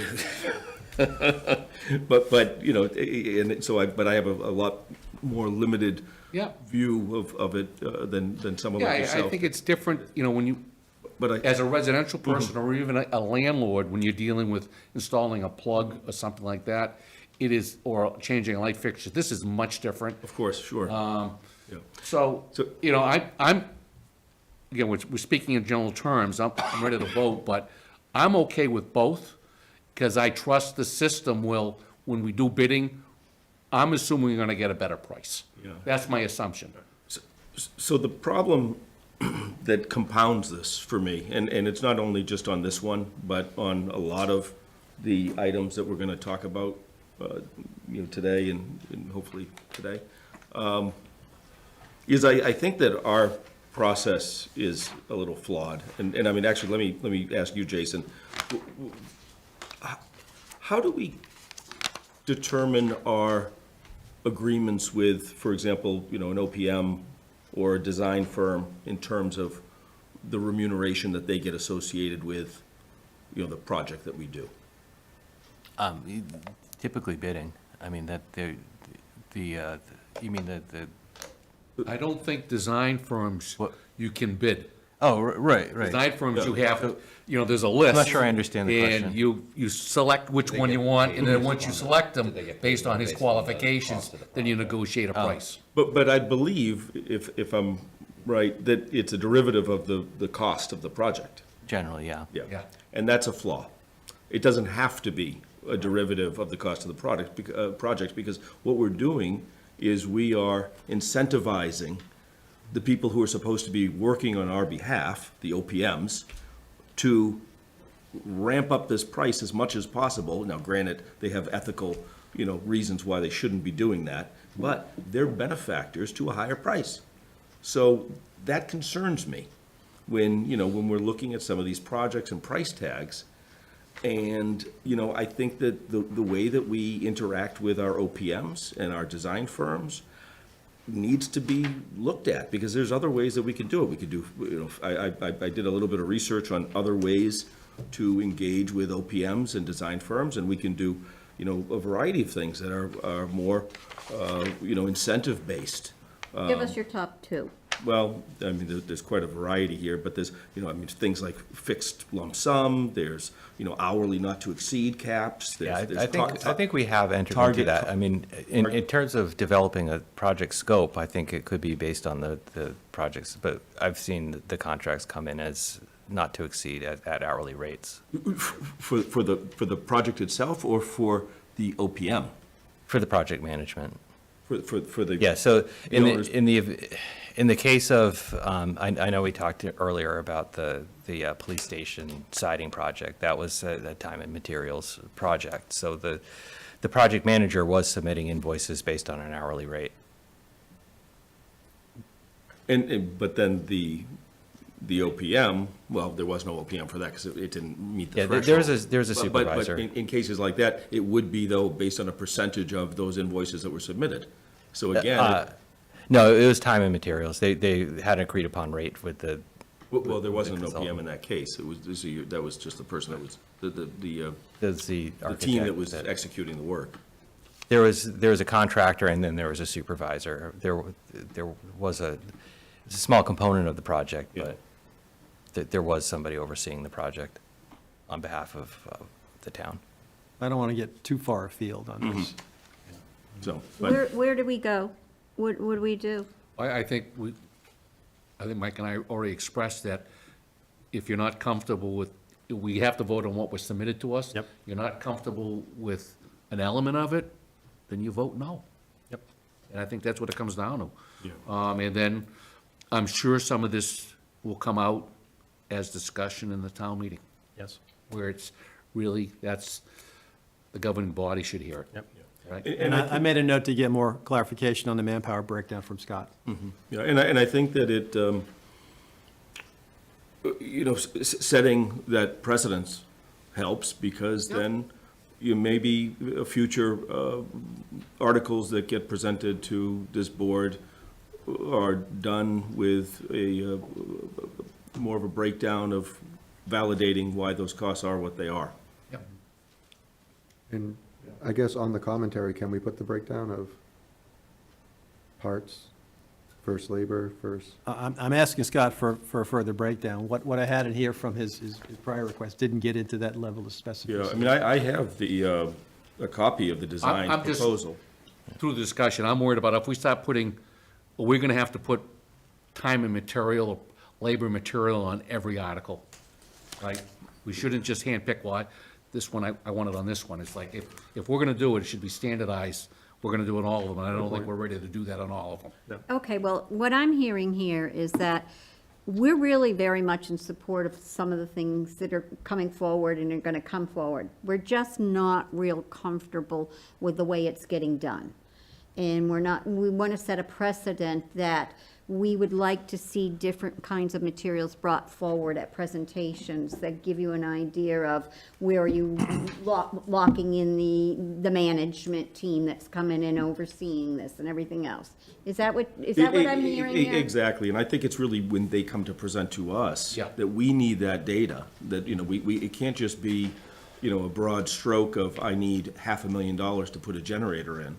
Okay. And, we requested the information, and, we did get this design proposal that gave a breakdown. And then some things we didn't get breakdowns that were requested. Okay. All right. So we could take a vote tonight with a recommendation that if they could get back to us, perhaps we could re-vote it. Correct?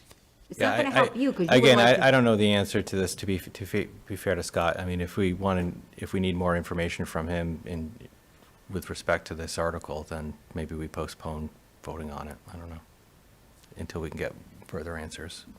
I think we vote on it with the caveat that if we have enough time, if we get more information, we can reevaluate it. I agree. agree. I think we just take the vote Yeah. and then they know where we stand and they'll do their best. If anything, it might incentivize. Exactly, Yep. yes. Okay. So, Mr. Chairman, I make a motion that we approve the police station emergency generator replacement article for $342,000. Second? All those in favor? Scott? No. Aye. Ken? Susan? Aye. Ryan? No? Mike? No. So that's 3 noes, and I'll vote yes, 3 yeses, No decision. 3 and 0, so split. Yep. Back where we started.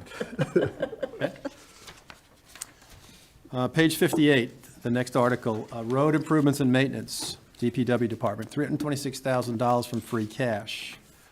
Categories 1 and 2. Everyone agree with that? Yep. Yes. This is part of the ongoing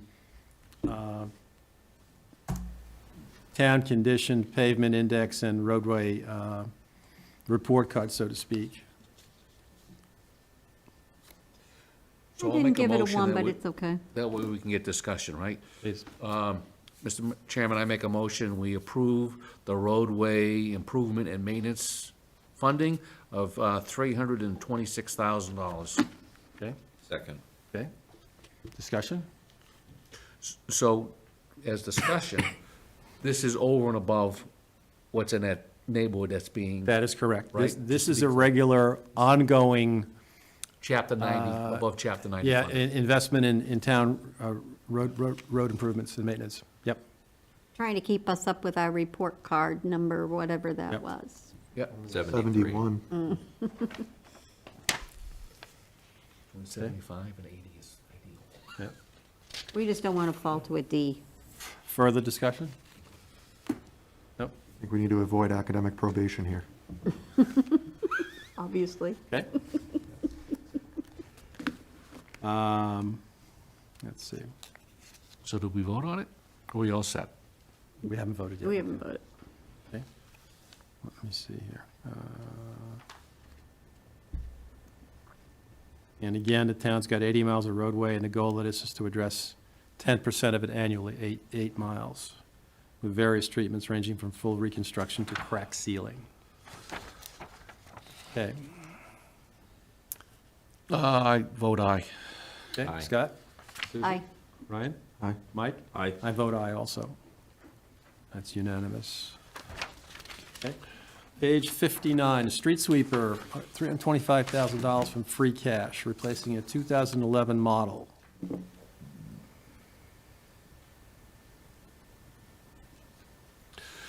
This is a category, street sweeper, 2, isn't it? hang on one second. A little to 1, too, because we get in trouble One, with, okay. like the pollutants on the side of the road. This is a, I gave it a 1, If 2 you go also to- because One and- it's a one and a compliance 2. issue, right? Yeah. Yeah, 1 and a 2, folks? yeah. All right. Okay. So, Mr. Chair, I make a motion that we approve the article with respect to street sweeper with a funding of $325,000. Second. Discussion? So this is kind of my 2 cents on this. We have 80 miles of roadway. Yep. We have a 2019 that runs good. We have all spring and summer to sweep 80 miles of road. I feel like the second one's kind of a luxury. And with the trade-in value of basically $0, I say at this point, we drive it till it dies and then worry about it at that point. That's kind of just where I'm at. There's no residual value essentially on the 2007. Right. With the amount of road we have, I don't see why. All right. I do recall him saying that they clean the streets twice a year, Yeah. and he said that typically, we had a discussion about, should we rent one or borrow and whatever, that every other town's doing it at the same time. So the demand for a machine is high. But we need both to break. It's 80 miles over, like twice, it's 160 miles over a spring and a summer, and a fall. Takes approximately 10 weeks to sweep the entire town in each spring and fall. I think the issue is I don't know if it's a DEP in the state. They're the ones who drive the time frame you got to get it done. Yes. Because in Upton, we had that issue. We didn't have a street sweeper in Upton. So we had to find somebody, and we had to do it during a certain period, and everybody else who doesn't have a street sweeper is asking for that same thing. It was hard for us to get it done. So, He has a And- dot point here. The National Pollutant Discharge Elimination Systems permit requires biannual sweeping cycles. If one sweeper were to be unavailable, the remaining sweeper would not be able to comply with this federal requirement. Ken, just a question on you and Upton. How many miles of road do you have, you recall, and how many street? 85. And how many street sweepers did you rent? We had 0. No, but how many did you rent when you did do it? When we could get them, we got 1, because that's all we could get. And we were always in violation because we only did it once a year. I guess And the violation is it's not like you're paying a monetary fine, but I guess at some point you probably would. We would get a written notice saying, hey, you're not complying with the pollutant requirements of cleaning the streets and all the catch basins and that type of stuff, but we just didn't have the resources. But how many weeks did it take you the one time that you did it a year? Was it 10 weeks to? All summer. All summer? They did it all summer with one vehicle. They hired somebody and he just went all summer. I would say to Ryan's point, I mean, the feeling is like we have 2 now, they're both working. If one of them breaks at some point, maybe get it repaired. Okay. Maybe it's off the road for Yeah. a few Next weeks time. or something like that. All right. Well, I guess the curiosity I have is 10 weeks. That's 50 days, right? That's 1.6 miles per day. Is it really 8 hours in a day? We're only doing 1.6? I've been behind him this slow. Not Once they go 1 at no. least 5 miles. Yeah, it's slow, but also it's like, Not once, 1.6 miles but a once they day. pick up material, right, it's not like, they gotta pick material up and they gotta bring it someplace. Yeah. You know, so And they I gotta just, pull I know over it was for a challenge for us in Upton, it was a real But I've challenge. seen a dump truck 1.6 follow miles. it, so when it's full, they dump it and they continue. Yeah. Yeah. I think there's other ways if the other one goes down. I mean, worst case too, we could also, like, when there's a snowstorm, people have to work at night, we could sweep like Main Street at night or something, like, $325,000 is a lot of money for a truck that has a broom on the front. I mean, shoot, we could probably get people to go out with brooms and,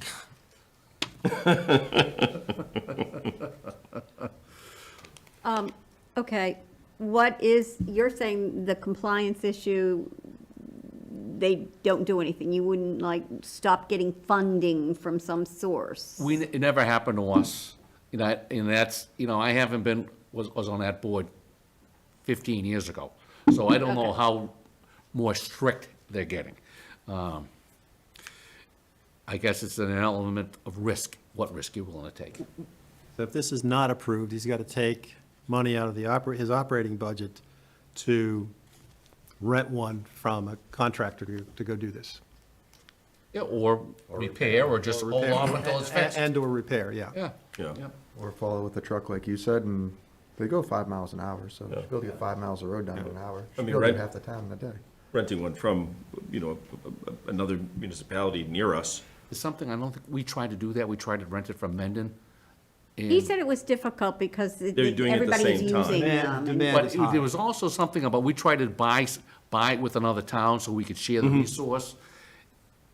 And they came back, you know, our manager came back with some state requirement that, you know, you can't do that. You can't, DPWs can't, Shared ownership. yeah, buy and resource. share ownership. You know, I think logistically it would be a problem, like, who's gonna fix it? It broke on your street, you know, or you're not paying for your maintenance or whatever, I don't know, but, we were desperate to try to do something, and it just, we struggled.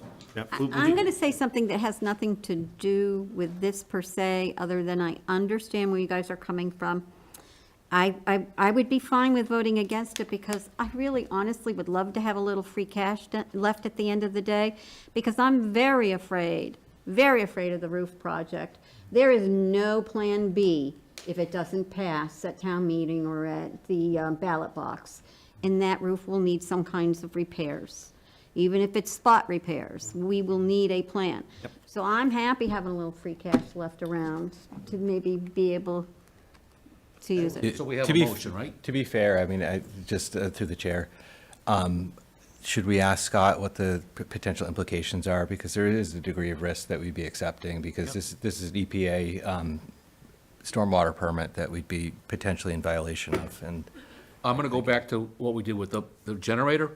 We vote with the caveat, if we get some more information, we can bring it up in discussion. I and made a change note our- to go back to Scott for clarification Yeah, on this. so I still think for the process, we move it forward, and we go for there, just, you know, Is it legal to take votes on a Zoom meeting so that if we just had to do a quick meeting to redo some Yes. votes? It is, okay, so.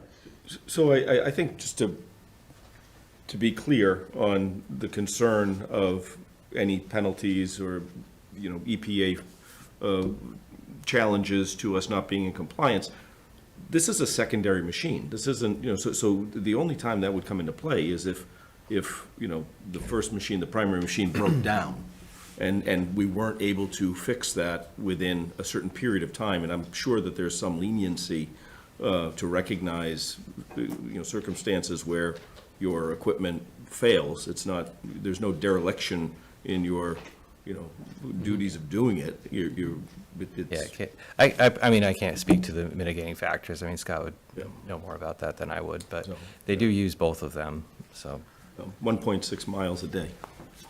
I don't know, I would Vote? ask him Ready to to vote? break that down All for right. us. You ready to through the vote? chair, I'm ready to vote. Okay. My vote is no.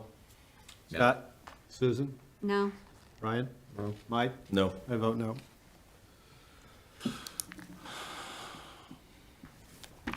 Okay. Okay. Page 60, drainage sidewalk improvement program, $315,000 from free cash. This again, one second. This is sidewalk improvement, we had a prior article, which was roadway improvement. And so this is an ongoing maintenance and improvement program that DPW does every year, ties into Chapter 90 funding, et cetera. And again, this is from free cash. This would be category 1 and a 2. Yeah, I think so. Everyone concur with that? Fine. Right.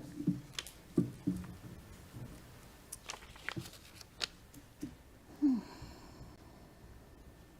you remember where this is? Where? Like what streets? Or is it just This is just general? general, this is general, Scott, yeah. Same Okay. thing with the roadway improvements, it's general throughout the town.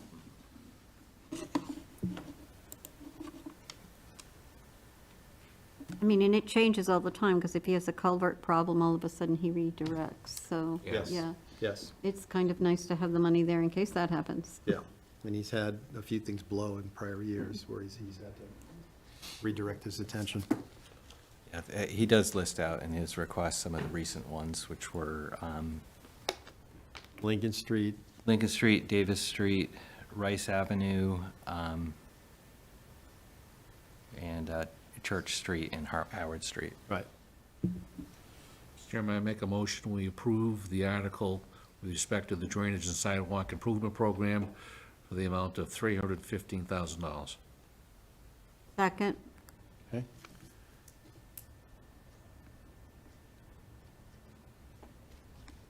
Further discussion? Nope. Ready to vote? Aye. Scott? Aye. Susan? aye. Ryan? Aye. Mike? Aye. I vote aye also.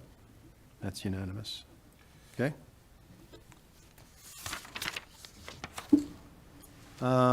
Page 60, Reservoir Dam Compliance.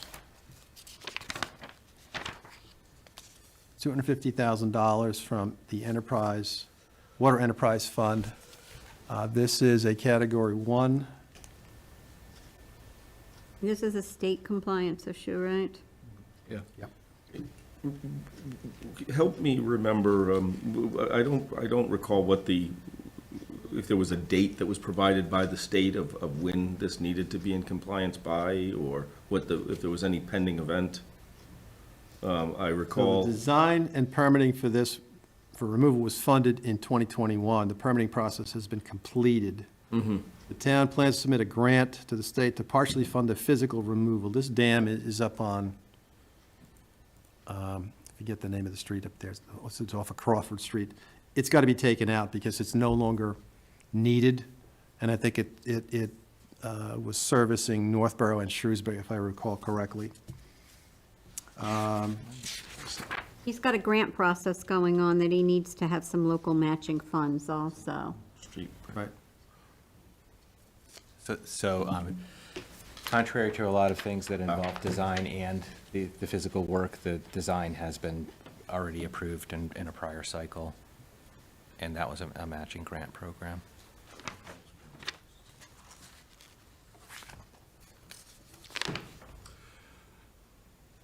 So, Mr. Chairman, I make a motion, we approve the Reservoir Dam Compliance article for $250,000. Second, Okay.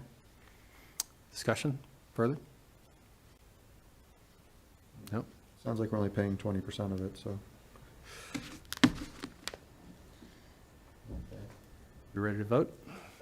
Did we set the priority? We said one. Priority 1. One? Sorry, category. Category 1. Excuse me, category 1. Aye. Okay, Scott? Aye. Susan? Aye.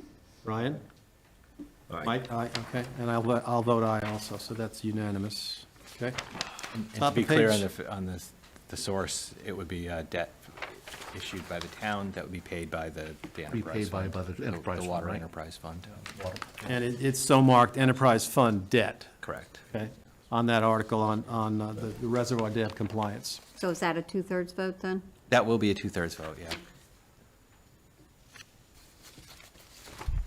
Let me go back and make sure I update that tip sheet here.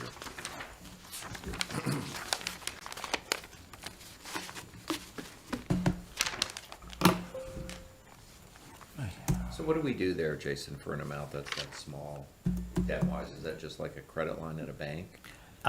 Well, debt authorization gives us some flexibility for when we actually issue the debt. Typically, we don't issue debt the first year that something comes through the cycle. We typically go through a process. I'm going to give you a longer answer than you probably wanted, but we typically advance the money to ourselves where we have operating money that we reserve within the general fund that's available to pay the bills. By the end of the year, we have to borrow for it in order to fill the deficit in the capital project fund. We probably would be, we typically don't bond every year. So we wrapped up a bunch of things that we had in short-term debt into the big bond that we issued for the fire station project. Okay. So we work with a financial advisor to tell us the best time to take something to market, but $250,000, we wouldn't go out for a bond on that, long-term debt for that alone. But we could make pay downs in the meantime, meaning we would just reissue short-term debt. We could reissue short-term debt for 10 years. So we could potentially never issue a bond. We could issue bond anticipation notes, which would be their bond that lasts 1 year. So, Okay. sorry, I didn't mean to make this a longer answer than necessary. But No, I thought it was a good answer. I thought you just used your black card, so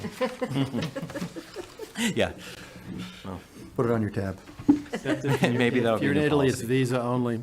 That is true. Okay. Again, on top of page 61, the next article, a one-ton pickup truck with a repurpose for $185,000, Category 2, and it's sourced from free cash. Any other perspectives on the category? No, I'm fine with two. Yep. Mr. Chairman, I make a motion, we approve the article with respect to the one-ton pickup truck with repurpose for $185,000.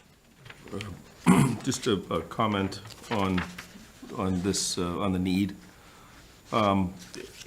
Looking at the inventory The of, second first? and I'm then sorry, we'll I'm have- sorry, I'm sorry. I'll second. I'll second it. Okay. Discussion? Yeah. Looking at the inventory of vehicles that we have, I don't see the necessity of having this. I think at the time, you know, I had the same concerns last year with those vehicles being purchased. Based on the amount of roadway that we have and the demands of this town, I think that we have an enormous fleet. And similar to the police chief who, you know, looked at his fleet and recognized that, you know, maybe I don't need that third cruiser, I think that we could do good by some belt tightening and, you know, maybe have a little bit of a leaner fleet. And I don't think that it's going to be detrimental to the town in any way. I believe one of our other members talked about a vehicle from another department being moved over, which would be a zero, be a zero, be a zero amount of money, right? The squad from the fire department. If it's free, it's for me. Yep. No, you hope it's for him. No, I mean, I agree. I think there's enough inventory of vehicles, $185,000 for a one-ton pickup. I mean, it's a lot of money, even with like some of the shelving and things, which Scott, to his credit, to give me details on, which was also, I thought, extremely expensive. It was more than I've ever spent on a car. So I think maybe like if the fire chief is, you know, open to sending over the 5,500 and getting that just refit, that should serve at least for, you know, I guess another 4 or 5 years of that Cummins turbo diesel. And I made a note earlier to see if they can circle around on that, which ties back to this. Okay? Can I ask that we please remove under the second bullet more than the average for police cruisers at Yeah, the time it's of like- their trade-in? I don't like pitting departments against one another. Strike the tail end of that second dot point. After the comma, right? Second. Yes. Yes, after the comma. All right, thank you. Got it. All right. Can I ask, this refitting you're talking about, where's the money coming for the refitting? Would it be done at the police, in the police department? What are you guys, how can this thing get refit for him? Well, so what he was gonna do on this one, if I recall correctly, was they were gonna get a new pickup truck. They're gonna put, what was it, a utility body on one of them, then they're gonna put a lift gate on an existing truck. And so now I guess it would just be like you get put the fire, F-5500, bring it over to J.C. Madigan, who I think they had all the quotes from. He would take off the fire body and then put a utility body. So what money, whose money is going to be used for that? It was part of, that's a good point. It was part of the 185, but I think it would only come in at around 29, if I recall from the quote. Okay, so, but we're not leaving any money for that to be done. Yeah. So, based on our other comments that we voted, if the inclination is to vote no, we've left the caveat open, we're open for discussion, right? Is that, because I thought that's how we're gonna handle that. Okay, well, as long as you're taking note on all of these, sure, because we can't just say, oh, you can do this, and then there's no money, because I think they're Yeah. really trying to make operating budgets where there's not a lot of wiggle room Right. for something Yeah, like that. I agree with you. so, Yeah. Okay, No, I think that's fair. We need to make sure there's money in there to retrofit the fire. It's not our preview to change the dollar amount request. no, No, no, but I'm no. just saying, we need to think about this. There's- Right, All right? yeah, Yep. yeah. All right. You're So- rubbing salt in the wound if you don't help them find some money to do Oh, what yeah, you're I understand expecting. that, I understand.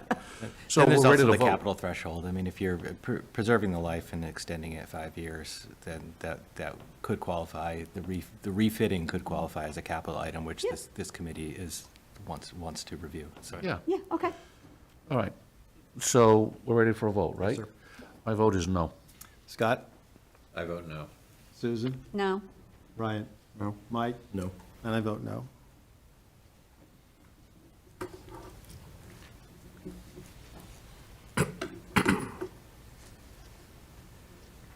Okay, the next article, page 61, the Hudson Street Bridge Repair Design Phase, $178,300 from free cash. Hudson Street Bridge over the Cold Harbor Brook has some major structural problems.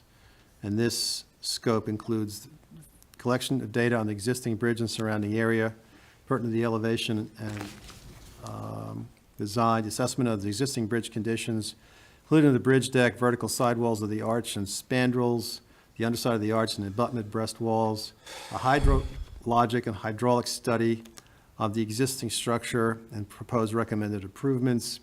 The output of this is a structural condition assessment report of the existing conditions, observations, and requirements to be developed, including in the report. Mr. Chairman, I make a motion, we approve the article with respect to the Hudson Street Bridge repair and design phase for $178,300. second, and then can we discuss the Category. category? Category, Sorry, Susan, I jumped. no problem. I know. No It's problem. Okay. I like that you're doing all of it. No problem. I'm not complaining. Yeah, this is a safety issue for sure. Yeah, I think it's so number one for It's a me. one, it's a it's a one. Mass Big dot one. issue, it's Yep. requiring a Yeah, Mass dot. And if this bridge fails, Yeah. then traffic going from the, so to speak, downtown area through Hudson Street and out from there is grossly impeded, including emergency vehicles. Mm-hmm. It would be the second Second bridge in bridge town that's in impacting that town part of to be town. impacted by such a catastrophic problem. If we can add Mass dot requirement to this, I don't see it as I look quickly, so, okay, thank you. Yeah, I think that's important, because if I recall, Scott said that if we don't do this, the state's gonna come in and just force us, and we've seen the quotes that have come through with Yeah.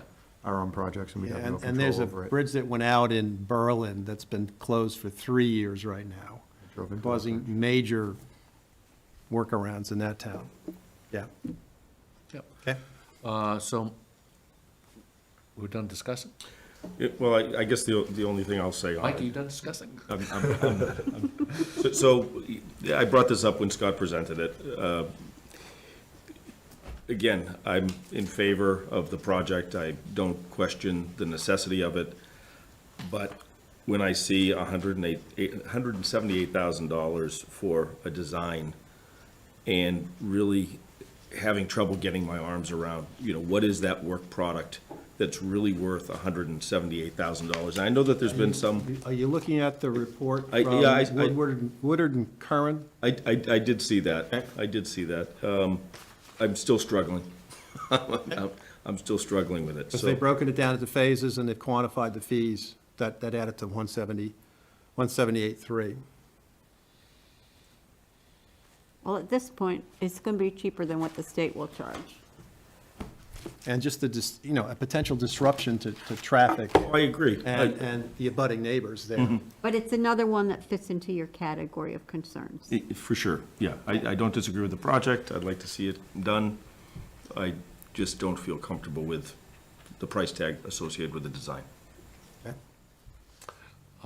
So we have a motion to vote. Okay. I vote aye. Scott? Aye. Susan? Aye. Ryan? Mike? No. I vote aye. 5, 1, and 0. Okay, majority. Page 62, one-ton facilities van, $97,000 from free cash. A category on this. I gave it a 4. Say, Yeah. probably a 4. It's new to the fleet. It's a new position.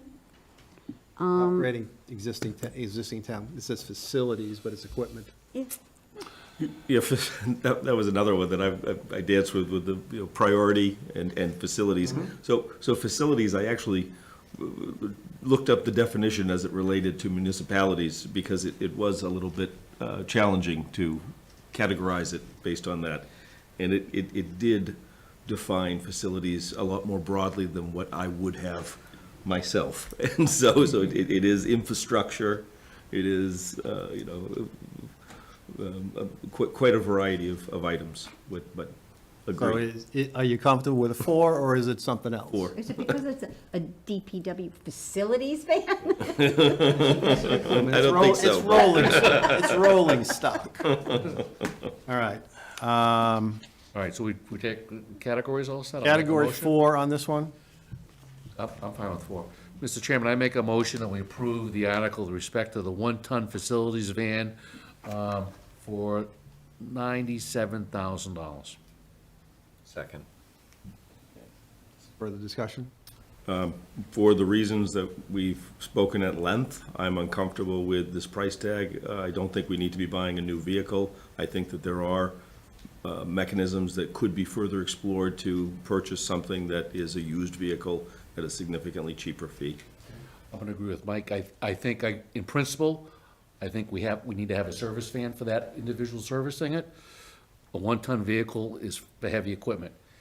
He's doing door locks, he's doing door trim, he's changing plugs, he's doing painting.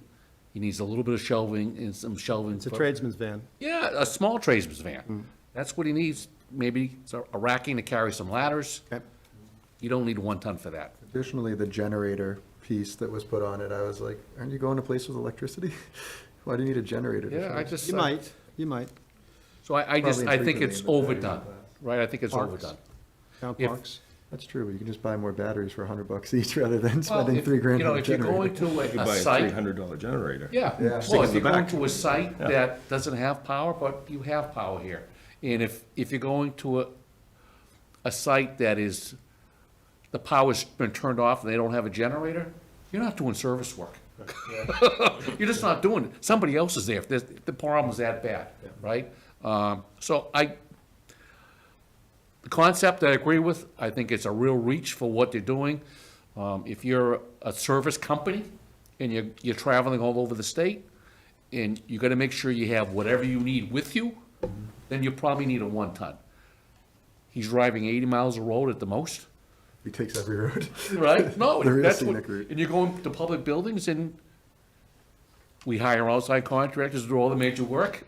Okay, why do we need a one-ton? I am not in support of this at all. I do not feel it's the year to get a brand-new van for a new position. They've been working, doing this, and just put this into the plan. It wasn't put in when he made the hire, so we would be able to plan for it or think about it. So I'd like to see him get by another year and see how we look next year. Okay, all right. Fair enough. Ready to vote? Nay, no. No. Susan? No? Ryan? Mike? No. I vote no. Unanimous no. Okay, page 63, Z School Roof Replacement and Accessibility Upgrades Project. I move $5 we million. adjourn. Oh, just kidding. This will be an hour. Want to send that for pizza? $5,583,152, debt exclusion and a borrowing, MSBA grant. Category on this. Category on this, 1 second. They have not been able to identify it as catastrophic for me to be able to give it a 1. Right. They have not.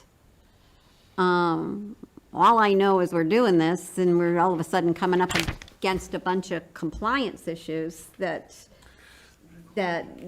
yeah, they'd hit those priorities if we think that there's a reason to do this, and we hit those. This is compliance definitely, issues. this is definitely a 2.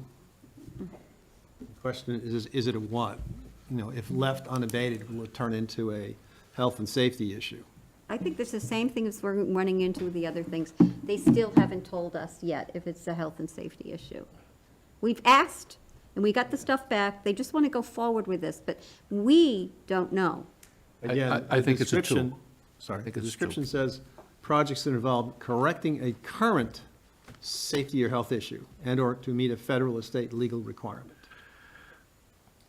I don't think it's a current safety issue Okay, or a health issue yet. all right, so it's at least a 2, yes? Yeah, I agree. It's a with that. 2. Anything else? 2 something? Huh? Okay. Yep. Just a Category 2. 2, all right. So, Mr. Chair, I make a motion that we approve the article with respect to the Z School roof replacement and accessibility program upgrade project for $5,583,152. I will second it. Okay. Point. Discussion. So I'm very uncomfortable with this project. I have not been convinced of the need. In reading the reports and having multiple sessions of Q&A, it doesn't seem to be of critical nature. It seems to be from what I understand of all of the meetings and sessions we've had, there's, I think about 5, pinholes and 2% through the heat map, 2% of the insulation was wet. That does not appear to be catastrophic, in my opinion. I don't think that we received satisfactory answers with regard to the possibility of repair. There was some comments about the ballast through erosion would cause more punctures, and I think that that would be mystifying, that erosion actually made stones sharper rather than smoother. So that didn't fly with me either. I feel like the possibility of a new administration in the State House could remove the solar ready requirements. It's quite possible. There's a lot of talk about that. I don't think that the assessed value makes sense, which is causing the trigger for the ADA. There is so much about this I don't like. And then I'm going to add to that another comment with regard to some concern I just have, and I've expressed this before about DPW and our resources and understanding the maximizing and, well, metrics in place to verify that we're maximizing those resources and that we're utilizing that talent as best we can and that we have the right talent. Scott was gracious enough to provide information concerning licensors of the staff. And I feel like we as a town could be doing better in working collaboratively with appropriations, and that we could be having a bench that could satisfy a lot of these have become capital expenditures, but they could be satisfied through a bench that aligns better with the ongoing needs of the town. For example, having a licensed electrician, having someone that has roofing experience, having someone that has plumbing experience. These are needs that are ongoing. And I think that, we're almost pitting appropriations against capital or against financial planning, and I don't like that. I think that they could be working more collaboratively together, our two groups, to the benefit of the taxpayer. Okay, does that, So the point of that is that I think that, because the next step of this would be repairs, and then it's going to be the costly repairs. My point there, and I guess maybe I was outlining what was going through my head without fully disclosing it. I think that we could have qualified people on staff that could pull back the ballast, provide, corrections to, 5 pinholes, and be able to preserve the life of this roof without the other alternative being, well, you either spend $5.5 million now, or it's going to cost you $1 million in repairs. It doesn't have to be $1 million in repairs. Especially if we're having, in-house talent that could recognize that, hey, okay, we've got, a few pinholes here. We need to remove some insulation. I hate what you're saying, Mike. Right? But they have all those specialty guys on site, all requiring trucks, all requiring special tools, all requiring a place to store all that stuff. I think that kind of pushes us past an operating cost that's feasible for us.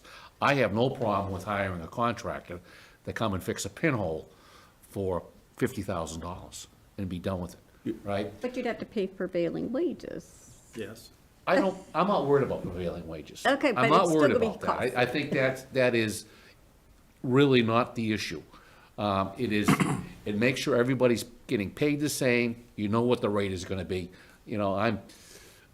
I was a non-union contractor, but I did mostly prevailing wage jobs.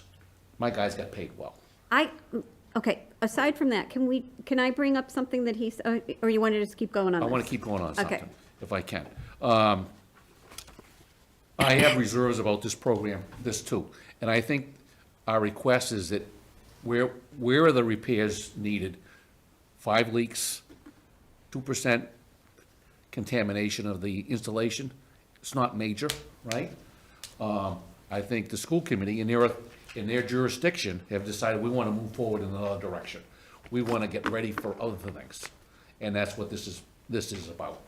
This is not necessarily really fixing a roof leak. They want to go and get prepared for something else, and that's what this is about. And that's for them to decide, right? That's what they're elected for. They're elected to take the school issue as their issue, and they're doing it. I respect that, but they haven't convinced me that this is not even catastrophic. It's beyond just normal leaks, and we got to fix it. I yield the floor to Susan. Thank you. For me, this is typical of a school project that they're running to that thing of 50% reimbursement from the state. It's the carrot there. Yeah. And they're not paying attention to some of the questions that we're asking, because they're not worrying about all the expenses of the project manager and the escalation of the costs due to the project manager. They're looking at 50%. Some of them are even not so upset that they have compliance issues, because all of a sudden you're going to get new toilets and new sinks and all those kinds of things. They believe that their goal is to have everybody solar ready. So this allows them, I think it was part of what motivated them.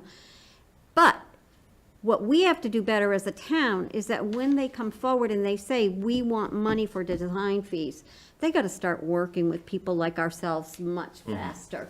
So that And earlier. just to have some questions posed to them that they can then use to see whether or not. What's happening with them right now is not speaking to any of them directly. My guess is they are so far down the path now of getting the brass ring from the state that they don't want to even think to veer off the path that they're on. And I'm not even sure that the school committee knows that we have questions. I don't think there's been a school committee meeting since we've had questions. I think that they have no idea this is actually happening, and I don't know how they would feel if they knew that, we're not really too thrilled about it. And then the second part of all of this for me is, this is a big number. It's a debt exclusion. It's going to the ballot. We're having contested races this year. There's going to be a lot of things that are going to be up in the air and not guaranteed, because we can't even guess what the composition of the people coming out to vote. There is no backup plan to have your people come in and fix the leaks and all Well, the I rest. think in the most recent dialogue we've had from the assistant superintendent or the facilities, whatever his title is, He's- Keith is he Assistant says, yes, if Superintendent it of doesn't Operations. pass, we'll patch and fix. Let me, But can I just say don't one know more where the thing? funding comes To for your that. part, I did go home to my husband, electrician. I said, so Mike thinks that we should have. Demands there are. For example, something that's been taken off. There was the $400,000 that was going to be required for replacing the lighting at Melican School. That's a predictable need. It's $400,000. Hiring a licensed electrician and you could have a single, and then you have an apprentice helping him or her. That's a predictable expense. You know that there's a X amount of work that's going to be required. We have predictability based on projects that have taken place, looking back at our history of how much carpentry work has been done, how much, I mean, the police station's a great example. We spent, whatever it was, $270,000. We could have hired a licensed carpenter, a couple of them, and they could have banged that out. We could have done it in-house, and I'll tell you, we would have done it a heck of a lot cheaper than $270,000. unfortunately, our procurement rules are more of an albatross around us, preventing us from the ability to do that. Because we don't work in harmony with appropriations. I don't think it's that. I think it's the environment that we work in as a town relative to state procurement laws. And Scott has cited this multiple times in the past. Let me just give you two things here. That on September 12th, a ProScan Infrared Technologies nuclear roof moisture survey was conducted. It's a 10-page report with specific details and pictures. There are questions this committee submitted to Greg Martineau and Keith Lavoie on February 5th. And among other things, he came back in here on the roof, its useful life. District's full responsibility. The design team feels that the risk of increased roof leaks due to the age of the roof and conditions of the ballast is very high and would lead to considerable repair costs. I don't see the word catastrophic in here anywhere yet. And then, would a smaller scope of work eliminate the need for accessibility, compliance, and the solar infrastructure readiness? And the response was, the direct answer to this is yes. If the district opts for yearly maintenance and repair of the existing roof rather than the roof restoration and participation in the MSBA's accelerated repair program, the accessibility work would not be triggered. However, the scope of work has already been reduced to focus on what's required to sustain a viable roof system. If the bid cost is less than 30% of the building's assessed value, the $430,000 in accessibility upgrades would not be required. Yada, yada, yada. So there were replies to this February 6th that you all should have that complements this nuclear roof moisture survey, including the pictures. And I believe that's where it said 2%. Yeah, 2%, yeah. 2% of the insulation and 5 pinholes or something like that. But back though, John, to your point about procurement rules, this wouldn't have anything to do with procurement rules. This is hiring policy. This is from a town administrator standpoint as far as what our staffing levels are. No, you're going a different direction. If we have a project like this, we have an estimate that's put together like this, we go out to a bid, and contractors who are approved by the Massachusetts DCAM, Department of Capital and Assets and Asset Management, would both review that and opine on, who are qualified contractors for things like this in various fields. So it's not specifically the talent pool within the town staff. Well, I'm suggesting it wouldn't go out to a procurement pool. It would be something, if we had adequate staffing that could provide those services, then it wouldn't have to go out to bid. It wouldn't be something that would be. But today, for this potential project, For this. we don't have that. No, today we do not. No, no, We and do not that's, have it. But next year, you'll be talking about a roof for the middle school.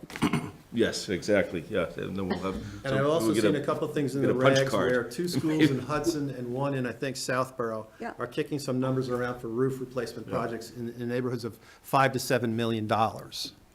So, But they're these are doing big them in numbers. segments. Some of them don't even look like they're using MSBA. There's some interesting strategies Right. being used. I think to Susan's point, you know, the school committee has picked a path because they got that brass ring of, well, we're gonna get 50% back. Let's go. And to Mike's point, it's 5 leaks, 2% of the roof, repairable. And since we've deviated, if you're worried about operational costs, why did you delete the LED lights? That's gonna reduce your electrical bill, right? Boom, right? You're saving money. But that's, I think I'm on a that school was to committee help, member. I think that was to help what we're doing to try to offset the No, I operational understand what they budget, did. No, right? but Let's- it's the idea of what I think is important. Yeah.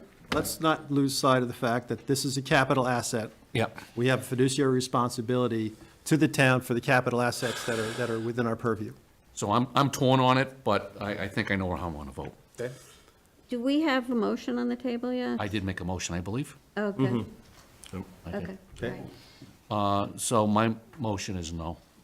Oh, wait, No, I mean, I made a motion, my vote is no. Okay, I don't want to vote yet, because Okay. I still want to say something. Sorry. I am very worried about not having the money to be able to fix this if it doesn't pass. I'm also concerned about the assessment of the school building. I think we could push back a little bit more on our assessor and say, is that the number, or is that just a number that's been sitting there a lot of years and not a lot of work has been done on it? I'd like to understand the costs, the real appraisal of that building, to see that if we do get stuck, whether or not we really have a building that is valued even higher, that we wouldn't hit that trigger, would be the reason for that question. So I have questions, no matter what we do, that I still think they need to get back to us So, about. Mr. Chairman, I would like to, I don't know how we technically do this, but withdraw my motion and table this discussion until we have more information. Table a vote.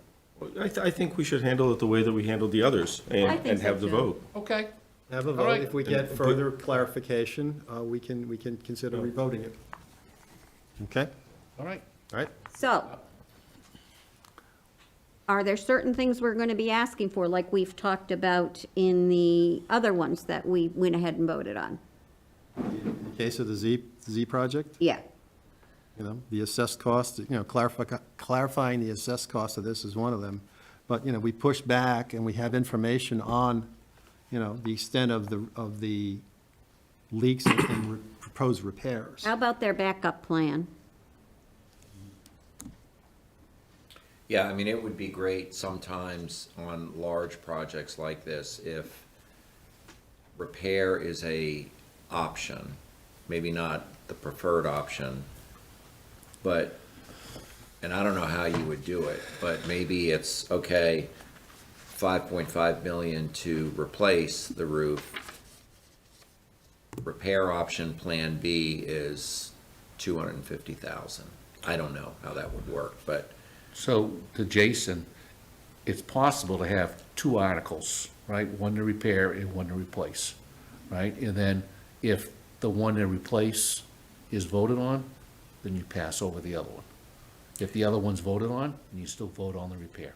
It causes a lot of discussion on the floor, like, wow, you know, Hopefully we we have don't- another option we can reduce. Hopefully don't confuse people any Yeah, further than we it's- have It's one of to. those things, but, to Susan's point, like, if this doesn't pass, Yeah. then where's the money, right? yeah. Yeah. The other question I have for you, if this doesn't pass at town meeting, but we have the ballot, we could then still have a special town meeting to pass it, correct? Let me. if it passed at the ballot. I'm trying to understand the mechanisms that could be used. Generally here, the town election being in May is convenient, so that if you see a debt exclusion coming, that would require, or Proposition 2.5 override, something that would require a ballot question.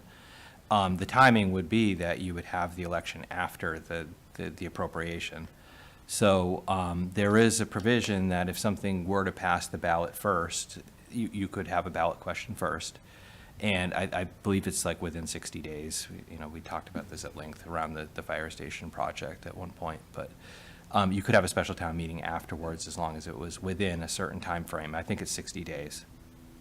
Okay, so I just want to know, I want people to understand some of the options that people will be talking about how to handle this if it doesn't go certain ways. Let me reiterate, again, Q&A to the Assistant Superintendent of Operations, February 6th. Does the town have alternatives if the project is not pursued at this time?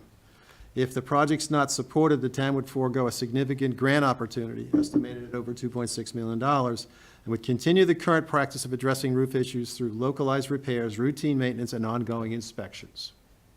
That's Plan B. That's Plan B. Okay? With what money?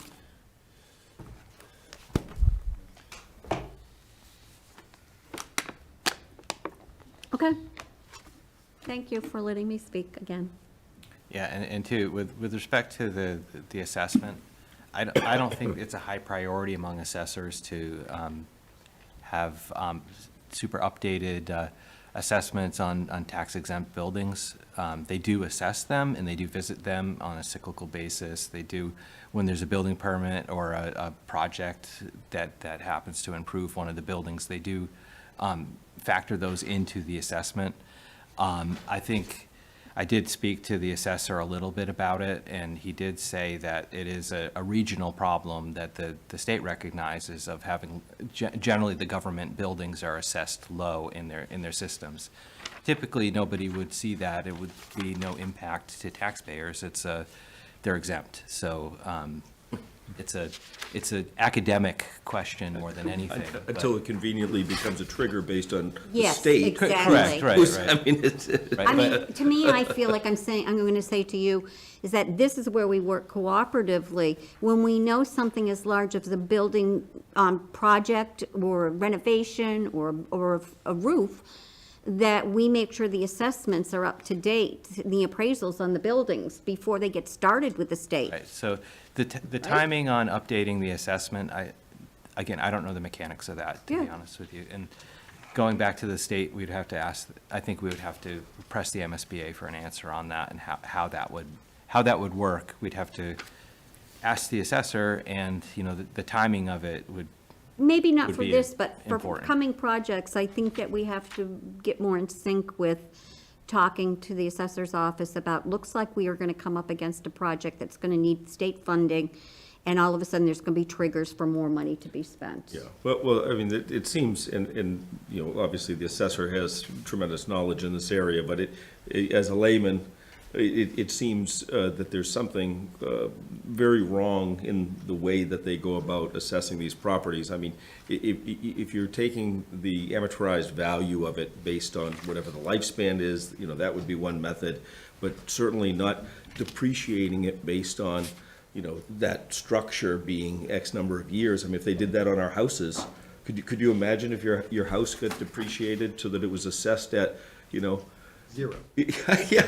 well, typically there's a market adjustment We'll go back to for. the 60s. For Yeah. Yeah, so for residential properties, there's obviously a market factor there. What's the market factor for a school, for a public Well, school? we did buy that Replacement. school from another owner, Yes. so, that particular school. So there was some value at some time. I mean, the market value is also compared against replacement costs and the fact that we're potentially spending $120 million on another school. So Right, comparing. So, again, that question was not raised early in the process, so, I mean, It's because we were unaware that it was a trigger. Now we know, so now we have to know and ask way in advance when we know these things are coming. I'm not saying it has to be answered now for this one, but Okay. All right. No. Scott? No. Susan? no. Ryan? No. Mike? No. I vote no also. What a shame. Next project, top of page 64. Security system upgrade integration, Northborough School Committee, $360,000 from free cash. Where is it here? The security system will be expanded to the district-wide security modernization program across all K through 8 schools. Security cameras, existing door access controls, building security systems, single centralized monitoring platform. Security infrastructure expected to have a useful life of 10 to 12 years, with ongoing software updates, extending system performance, et cetera. Category on this is at least a 2. I think it's also a 1. Yep. It's a safety 1 issue. and 2. Yep. All right. Anybody disagree with that? No. Okay. Mr. Chair, I make a motion that we approve the article with respect to security, system upgrade and integration for the Northborough school systems for $360,000. Second. Okay. Discussion? Yes, I'd like to say that this is one of the ones that I'm always very hesitant about asking too many probing questions, because we don't need to know what school it's happening at and at what dates it's happening and what's being replaced, because we don't need to give information to the general public to For me, understand our safety. yeah, for me, in our it's schools. past history in other schools. Events that have happened. We don't want that to happen here, No, no, period. yeah. Yeah, I look at this and I understand what your, You what have your to excuse me for a minute? course. Right? Continue talking. certainly understand what the indication there is and, you know, horrible events and whatnot. But I don't know if I necessarily have enough of an appreciation for how that's going to, you know, be served by this. I think a lot of the security mechanisms that we use are they just don't make sense. You know, for example, buzz in to get let into a school.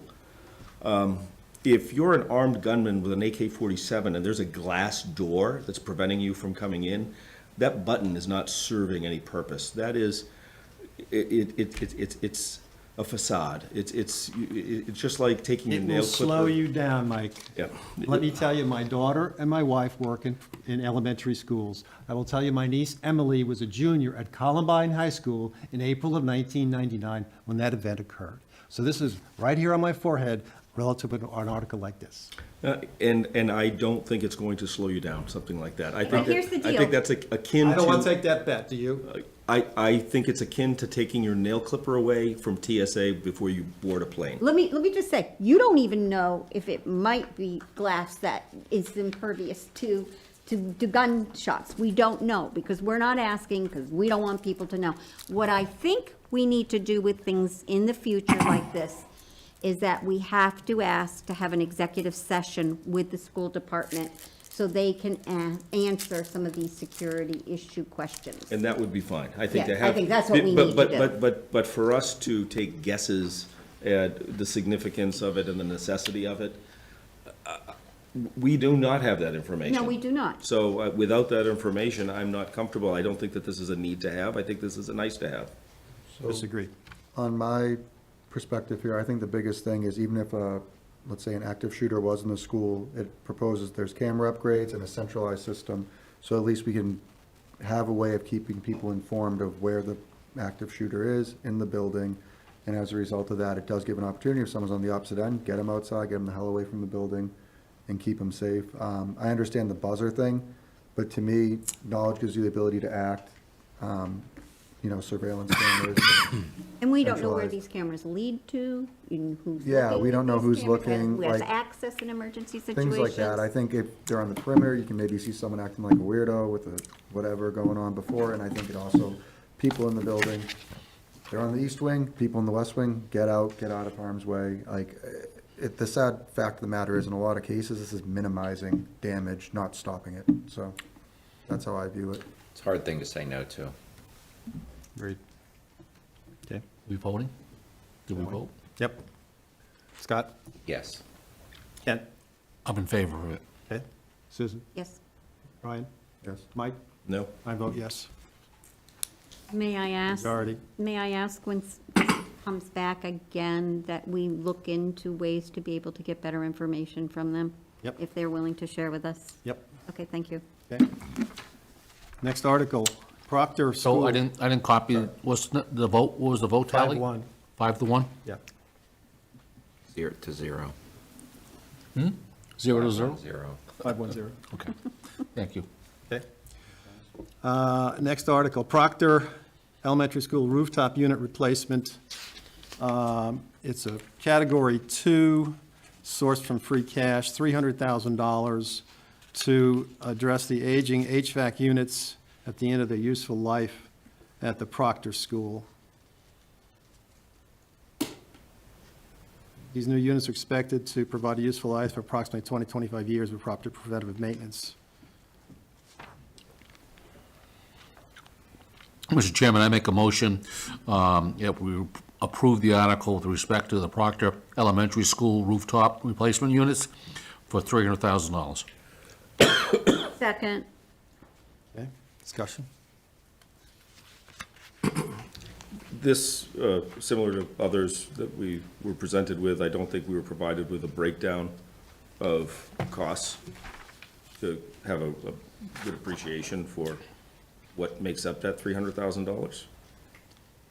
So again, for that reason, I'm uncomfortable, not questioning the merit of it, but the cost.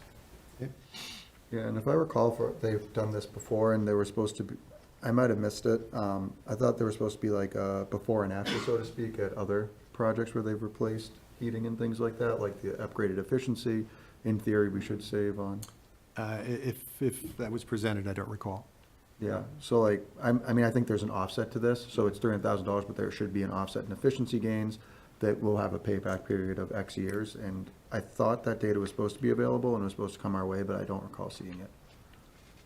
I think what I'd like to see is when the school department comes to us, that they face the same kind of rigor that we seem to give you municipal departments, and they haven't, and we need to set a tone with them that there's an expectation of certain kinds of materials and information we need to have. Well, I think that would help. I think part of that is, if you're willing to make a statement about it's gonna be favorable and higher efficiency, how much? Right, yep. Quantify it. Yep. So I got notes on that, yep. All right. We're ready for a vote? You have Yep. to make a motion first. Yes, I did make a motion, didn't I? You did? I did, yeah, so my vote is yes. Okay. Scott? Yes. Susan? Yes? Ryan? No. Mike? No. John votes yes. So split vote. Is that 4-2-0? 4-2, Yeah. 4-2-0. Majority. Okay. Top of page 65, technology, infrastructure, and equipment, $75,500. It's a Category 2. Funds to replace classroom presentation systems, et cetera. This is part of a 5-year plan to upgrade 1/5 of the classrooms in the K through 8 school. This appropriation will be used to outfit the 7th and 8th grade classrooms at Melican.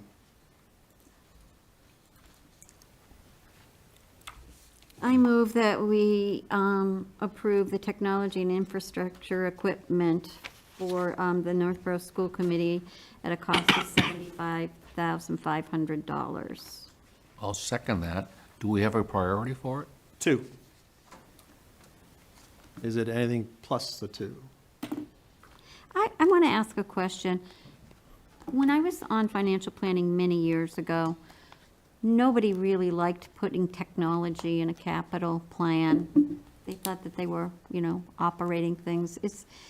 Are we still feeling that way? Should this be in capital operating budgets, or is it really standard practice now that computers be bought?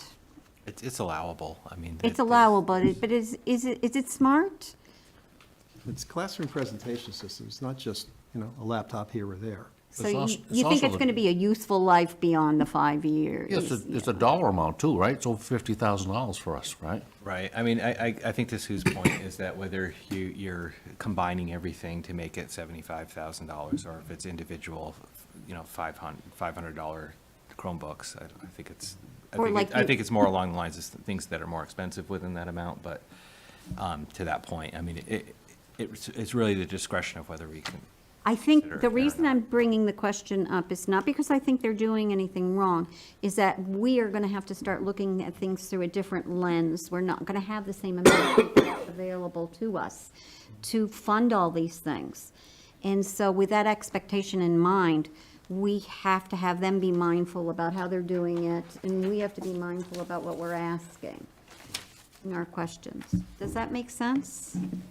Or everybody's just getting tired? Nope.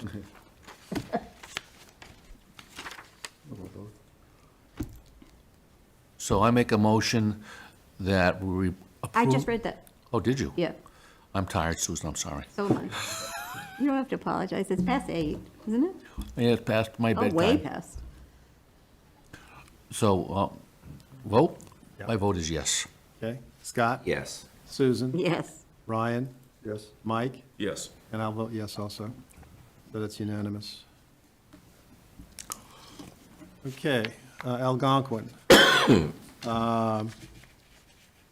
This is the percentage of Northborough's capital improvements in the pay-as-you-go program assessed through, as a result of the terms of the regional school agreement, $292,210. That's our a share of that. Category on this. We have no idea because we don't know what they're doing. Well, I would say, my best is a 2, right? Why are we guessing on this when we've held other people to another? Well, I don't think it's safety, otherwise they'd be highlighting that. You don't think it's what? I don't think it's a safety issue. Well, we have, That it was a some of safety us had issue. said 2 or 3 on this. What we're doing is we're just giving them a carte blanche number every year, and they don't tell us what they're doing for their capital. So we have no idea of the investment and the investment they're making in the building. We need more information so we understand how well they are investing in our town building. I agree. Sure. One of the bullet points, it says is to cover HVAC improvements. That's what they're saying, so. Yeah. Where do we I think get I asked for a breakdown and we Yeah, didn't get one. you didn't so, get one. yeah. Before I make a motion, I think we have Algonquin's Regional High School, we should pay, say, added to that, capital improvement, right, or capital plan, or something in there, right? We just can't, we shouldn't say the high school, right? Are you saying in the Well, wait, the first description, right? The first, underneath article. first column head? Yep. Yeah, it's gotta, we're not, Algonquin capital plan. something, capital No, improvement. it's an assessment of their capital needs. That's what it is. It's an assessment of their capital needs. It is not a capital plan. Nowhere, anywhere did we say a plan. Capital needs assessment. Yeah. Okay. Okay, got that. Does that work? There's multiple years with amounts. Whether we know for sure what's within those amounts, I don't know, Sue. I don't remember if that information was presented, but it was a multiple year plan that they presented. But again, what was in the plan, I don't recall. I just For think for it's, the other years, I know this was discussed as being part of an HVAC project. we don't have a lot of details, do we? No. We're talking about the size and costs, and we don't have anything. Okay. So, So do we think that, I mean, it does say HVAC improvements, do we think that's what they're gonna spend this on Well, this I've made particular a note, year? Scott, to ask them for clarification on details behind this. Okay, okay. so we're gonna continue to practice of voting, and then we'll just get more information and re-vote if we decide to. Yes.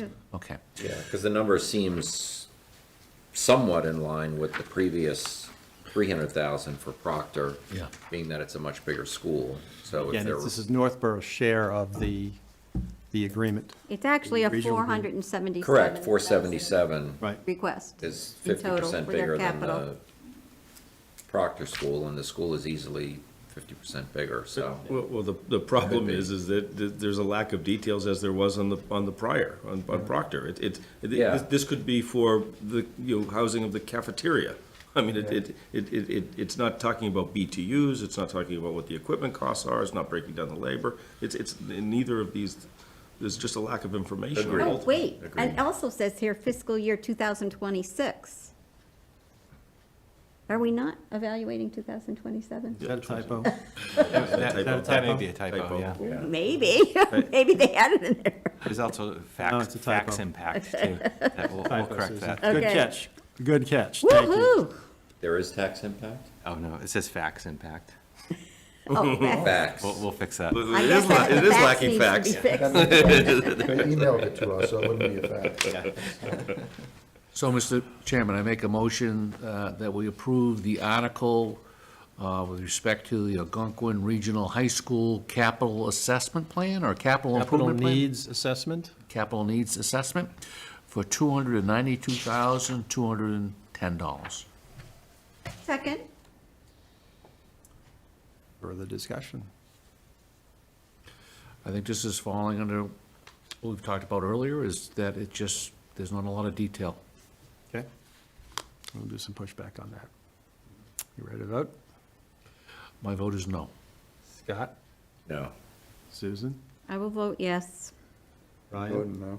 Mike? No. I'll vote no. Did we say a category for it? 1, 5, 0. 5 and 0. Did I count that right? 1, 5, and 0. 5-0. Right? Priority 2. Priority 2. Category. Category. Category 2. Got me. All right. Was it very taxing on you or faxing on you? No, but you know what, as much as we debated priorities last year, I'm surprised none of us thought to do what Mike said and just call it a category, because it really does make more sense. We had a debate I on this thought I last did. year, Scott. And I think we did flip in terms of the handle, is it a Gave it priority or better. whatever? Next year it'll be something else. Keep them out of here. Thank you, Mike. Please. All right, we're getting. That's the first we're I've getting, ever heard that. We're getting near the finish line, I wasn't folks. as eloquent as Mike, that's all. Obviously. Starting on page, Last year, earlier today. No, last year I was arguing about that. Yes, Wait a you minute. were. Yep. starting on Just keep going. page 66, the Community Preservation Act projects. So the first one, again, is 66, the Blake Street Park and Streetscape Improvements, $783,900. I don't have a priority on this, a category on this. And the funding source is CPA revenues. I mean, a priority, I would just give it a 4 because it's something new, they're making something. The only thing that they're doing is some drainage too, but, so you could give it as something else, Yeah. but, I agree with Susan, I think a 4. 4, okay? Anybody else? All right. So, Mr. Chairman, I make a motion that we approve the article with respect to Blake Street Park and Streetscape improvements for $783,900. Second.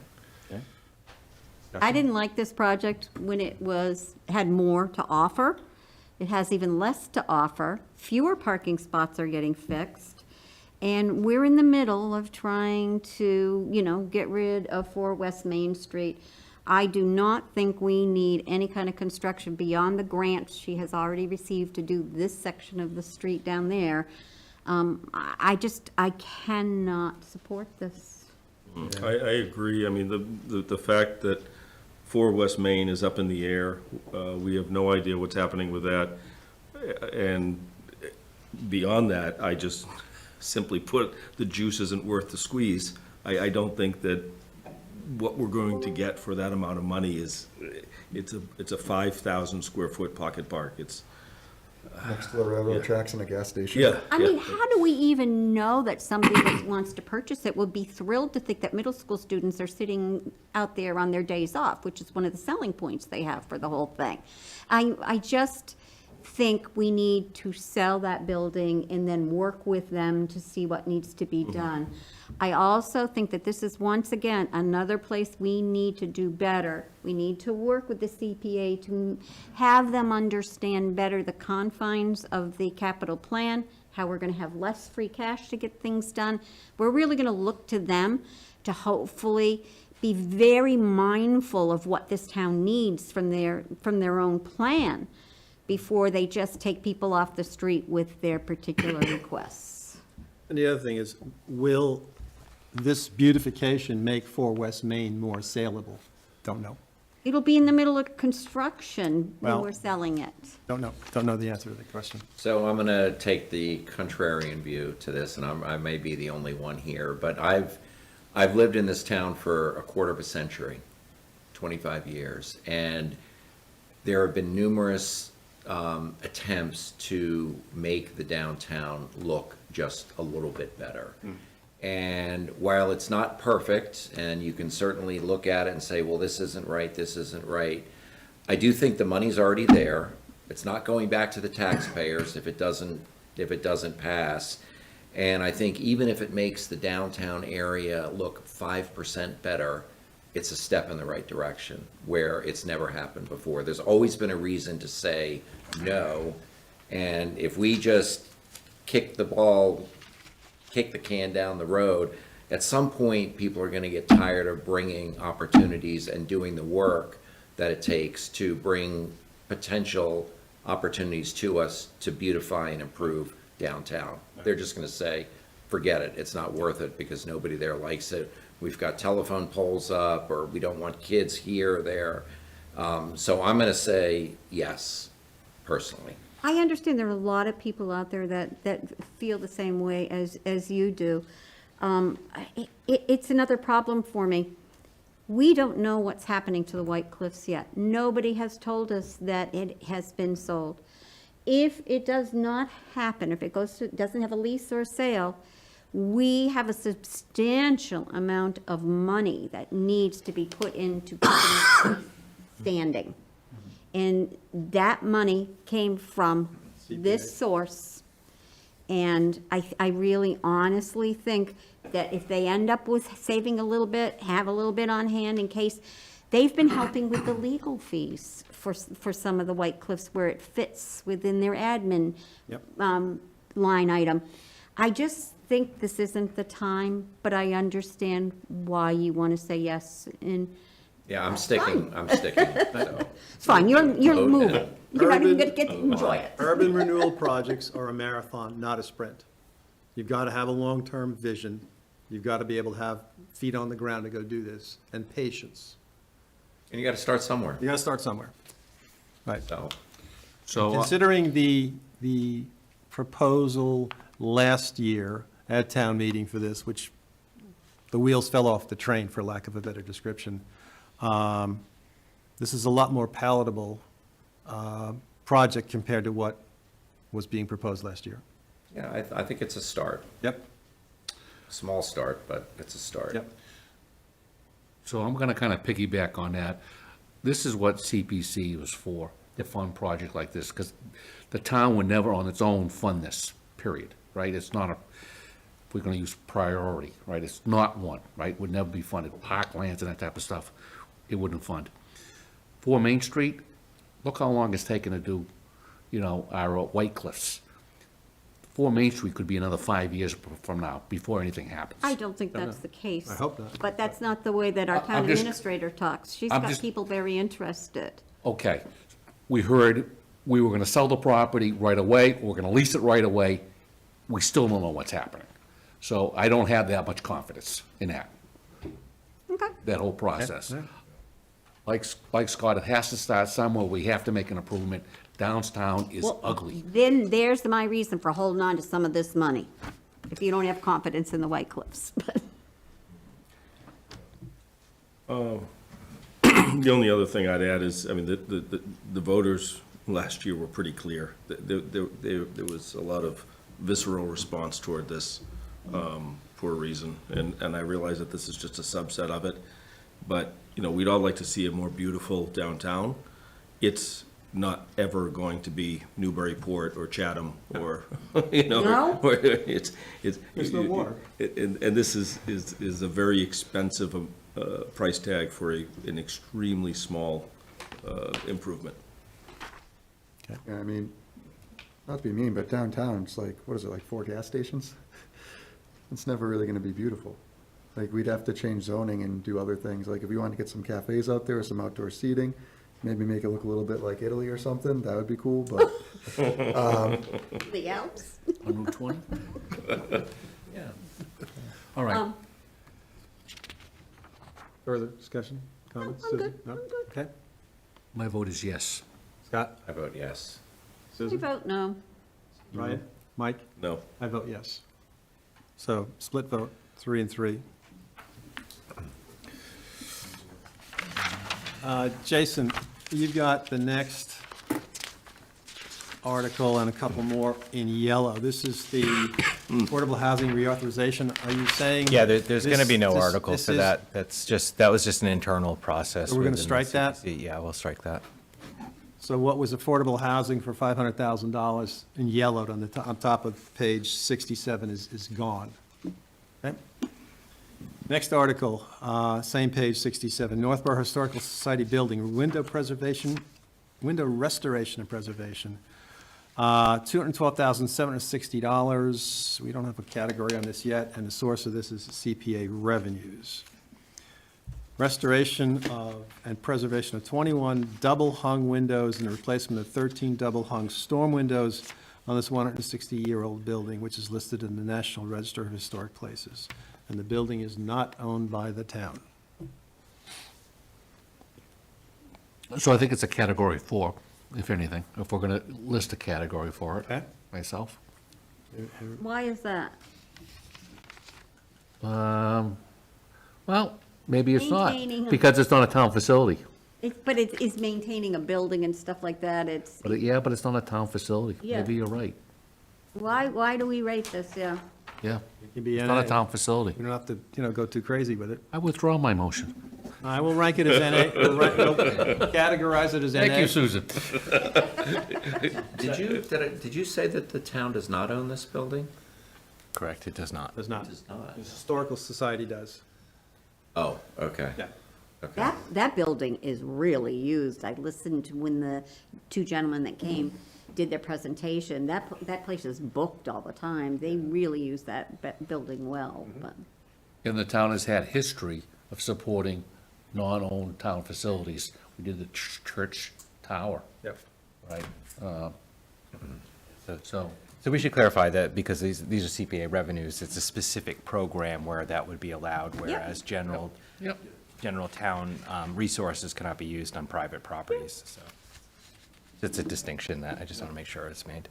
And we have a dot point here where it says the Financial Planning Committee has not opined on non-town expenditures from the CPA in the past. Do we want to leave this here? We didn't talk about the church steeple last year? We We voted did against last it. year, we voted against it. We voted against it. We voted I against, believe we it voted about passed. the Blake I believe it Street. passed last year. I think it did. Yeah, yeah, it did, This it did, committee it did. voted It passed no last year. on that last year. Okay. Mr. Chair, I move that we support the article of Northborough Historical Society Building Window Restoration and Preservation of $212,760, 212, somebody say it for me. $12,760. Yeah, that was what I wanted to say. Second. Thank you. Okay. Further discussion? I did sit in on the CPC discussion of this a month and a half or so ago. And they got one very specialized contractor to give them an estimate. And at the time, they were going to have to seek, certainly a second number. But this is a very specialized historical restoration company. I forget the name of the company offhand. We have it in our archives here. But they did go out on that, and they were going to seek a second proposal. And this isn't even the original amount that they came in, and It they was were higher. able to bring it down. It was higher. They yeah. did shave it down, yep. And Do you know if they derive any revenue from some of the activities that they have there? Are they, if you mentioned that the place is always booked? I've heard, Are they, Mike, they've had art shows there. They've had some historical presentations there. There's stuff probably teed up with the 250th anniversary of the country coming up. So there's a bunch of stuff going there. And people do pay for that. There is a revenue stream. How cash flow positive is, I don't have access to that. I don't know. But it isn't free, is the point. so they are able to, because I know like we paid for the shutters a few years ago. This is being proposed, so, I mean, it's a tough one for me, candidly, but just because I love to, preserve, the historical elements of the town and do it in a way that's true to its, well, which you'd have to in this case, because it's a historical structure. But I would be curious about just their ability to self-fund and to what degree they're doing that today. Yeah, I don't know. And I'm not that. even sure that there might be some administrative funding through the CPC to the Historical Society. Do they get any kind of administrative funds? There was, and again, because it was a grant program, they did get an allocation from the ARPA grant. But I'm not aware of anything coming from the admin fund Okay. going to them. It's possible, I may not know about it, but it's, I mean, we don't own it. CPC is designed to be able to take care of things. Here's already an asset that exists. It doesn't have to be made and put together. And all they're doing is asking, can you help to make our buildings, be safe, economical to run, and look good? So I But say, it's a type of old building, which if left to its own, yeah. the ravages of Mother Nature are gonna take its toll.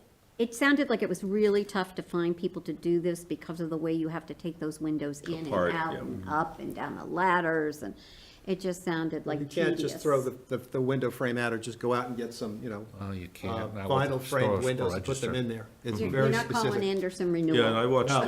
I watched the process when they gave the presentation, so. Yeah, very yeah. specific. So before we vote, John, you said something about that bullet point, about not opining. We have, so I think that probably should be removed.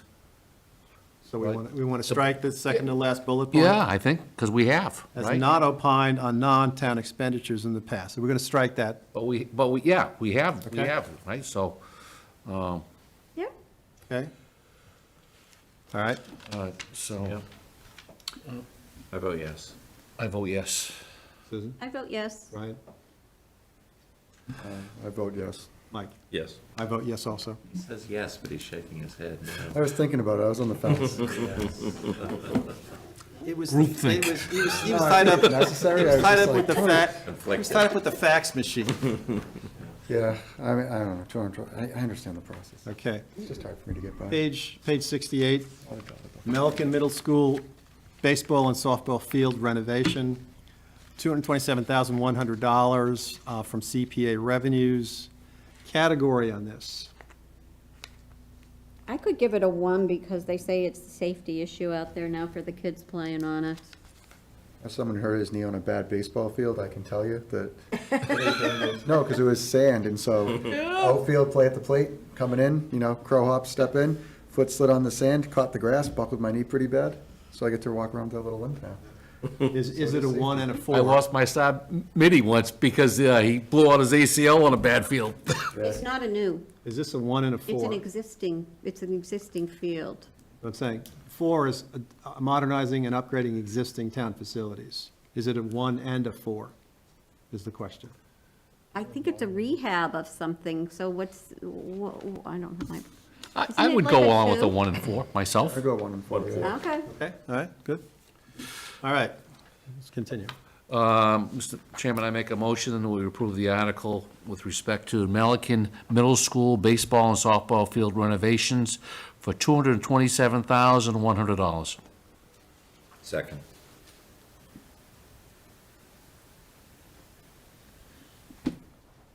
This is one of those feel-good kind of projects.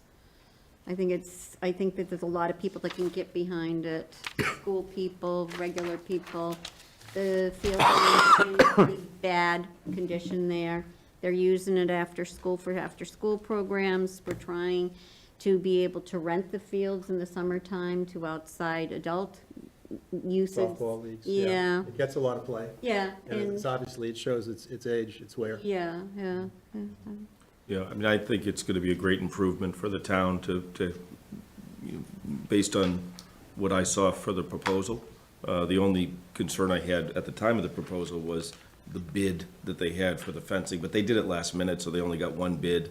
They didn't vet it out much. My assumption is that they'd be getting multiple bids and trying to get the best pricing. And Mike, they shaved this number down to 227. Yep. It was higher. Yep. The other thing is they've also built in a support system within the organizations in town to help get funding sources to help to maintain the fields and things. So they're not gonna be coming knocking on anybody's door asking to fertilize it or get new whatever they need on these fields. They've got a plan. Is that the boosters? I think they're going down with like the baseball association and people like that that said they'll help them. Yeah, I think so. Do you guys know, like, there's a step up between Little League and high school age ball? Are these fields gonna be for the smaller kids, or are they gonna be more, like, would they be appropriate for high school age kids with a 60-foot mound, et cetera? I don't know what they use there. I got the sense that there was a young girl that made a presentation, and she was a softball player, Allison so Lane, the recreation director? no, Child- Erin Tagliaferra's Erin little Tagliaferra, girl, she yeah. was there. I don't know her age, but she seemed young. So I think it's all ages. No, Erin's the mother, yes, but she had a little girl, Oh, she had I her didn't- daughter there to I speak didn't the notice first time. I knew she made the pitch. I didn't notice the younger one. Sorry.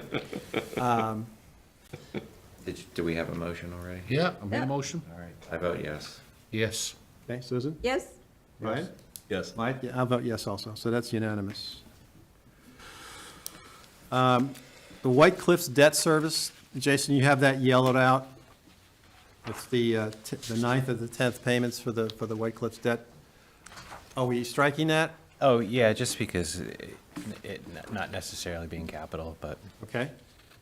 Less work for mother. Take that off. Take that off We're the taking it table. off? Yep, okay. Same thing on page 69, Affordable Housing Reserve Fund for 87,000.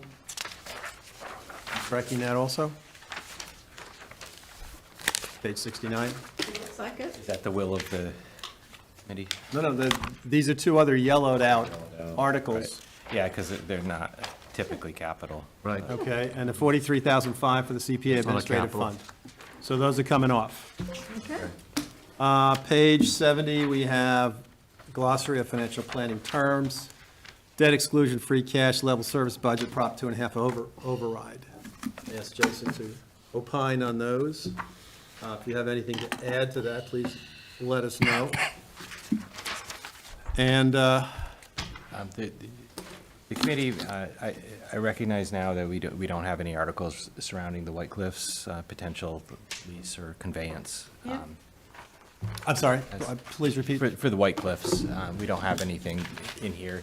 No, we about the don't. committee opining on that. And I think in our last meeting, correct me if it was the last one or the one before, that we talked about that, and we decided to take them out of the current report draft for the simple reason that they weren't capital, even though several of us have exposure, as in some of the meetings going back to last August, September on White Cliffs.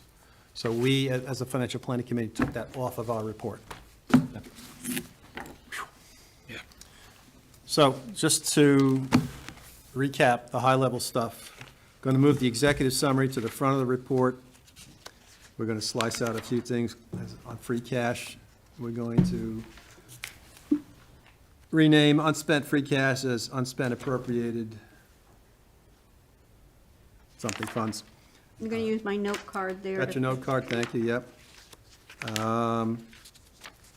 We're going to add a column to the executive summary on Couple votes needed at the town floor. votes needed at town meeting, so whether it's a simple majority or supermajority, and where there's a debt exclusion, that will be so noted in a separate column.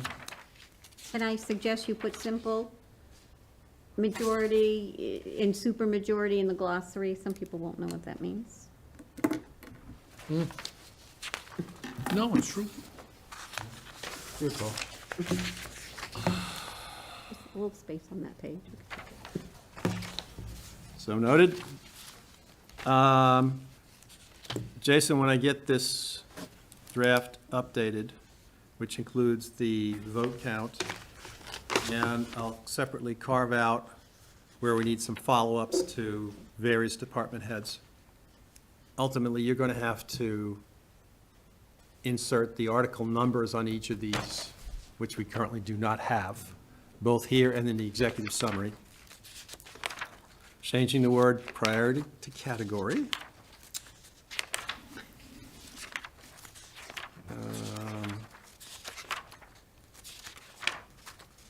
There are several articles we voted no on. A number of articles that were either unanimous or majority. We're deleting 1, 2, 3, 4. We're deleting 4 of the CPA articles, which brings the warrant article count down to about 22.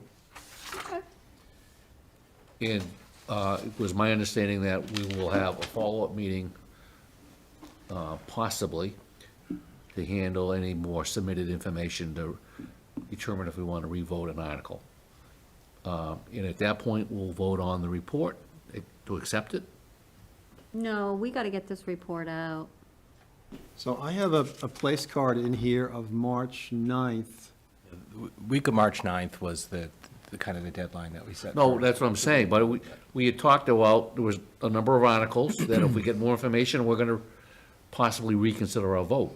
Well, you can't submit a report. If you change the vote. Well, after you change the vote, right?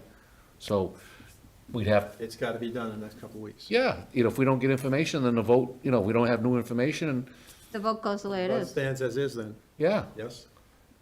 right? And then at that point, we vote on We the report as a can't whole? hold ourselves up because people don't give us information. No, that's We what I'm have- saying, we have a Susan, but we said responsibility, we yeah. were gonna reconsider. Yeah. John's supposed to reach out for them for more information.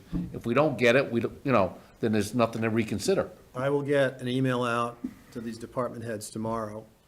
I'll copy you guys on it, with a sense of urgency that we want these by next, let's say Thursday, Friday, worst case. I'll figure out a date, but within a week. And again, if you get these and you have the urgency to reply, don't reply to everybody. We'll get an updated report out. When do you think? Should we get that out in the coming days? Yes, yeah. Okay, so the next draft iteration in the coming days. Please look through it. Find the 3 typos, Clear your desk. besides the word facts. Yeah. I think we should replace tax with see a tree facts in the and forest. all. Across the board, yeah. Funded from free tax, Yes. free facts. When you reach out to the school department, I do believe that you should CC the school committee members, or at least the chair of the school committee. All right? They need to know that these things are on our radar. They're going to be meeting the first Wednesday in March, which will put us right to the line of the 9th, because waiting for them to take some kind of vote. So it will be up to the superintendent and the school committee if they would want to have a special meeting to take any kind of action a little faster. Okay, got it.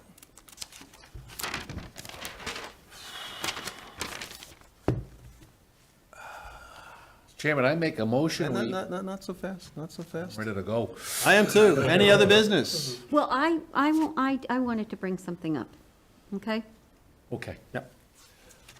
Don't grimace. Many times tonight, Mike spoke about appropriations and financial planning. I'm sensing that he thinks there's a disconnect or there's something we can do to improve that. At some point in time, whatever it is that's on your mind, it would be good if we could find a time and a place to have a discussion about that. I think we need to get town meeting behind us. There's a lot of work on everybody's plates, Yeah. but maybe we could do that after town meeting. Yeah, Does that make before- sense before for you? summer starts to kick in and I people- sense there's stuff you want to talk about. Am I wrong? No, absolutely. I mean, Fax it's, machines. there's not, I can summarize it now. I don't think that there should be 2 different groups. I think it should be consolidated to a single, because I think that it creates a chasm of information. I don't think there's a chasm, but I can't wait to hear what you have to say. So let's not just throw something out there. Let's have a good, hot, Yeah, solid, sure. you All know, right. Well, that's the- history, that's the- new eyes, and why we're at the place we are and what we can do to improve it. All right. Sometimes you don't throw the baby out with the bathwater till you've examined Sure. it. Well, Okay? that's the sneak peek. Yeah, okay, thanks. I got a note on that, okay. All right. Make your motion. Susan, you ready? Yeah, Okay. Mr. Chairman, I make a motion that we adjourn the meeting at, what time is it? 9:35. 7:35. Nine. 9:35, jeez. Open. Okay, Scott, Second. Ken, Yes. Susan. yes. Ryan. Mike. Yes. I vote yes. Meeting's adjourned 9:35. Thank you all. Thanks for staying in there.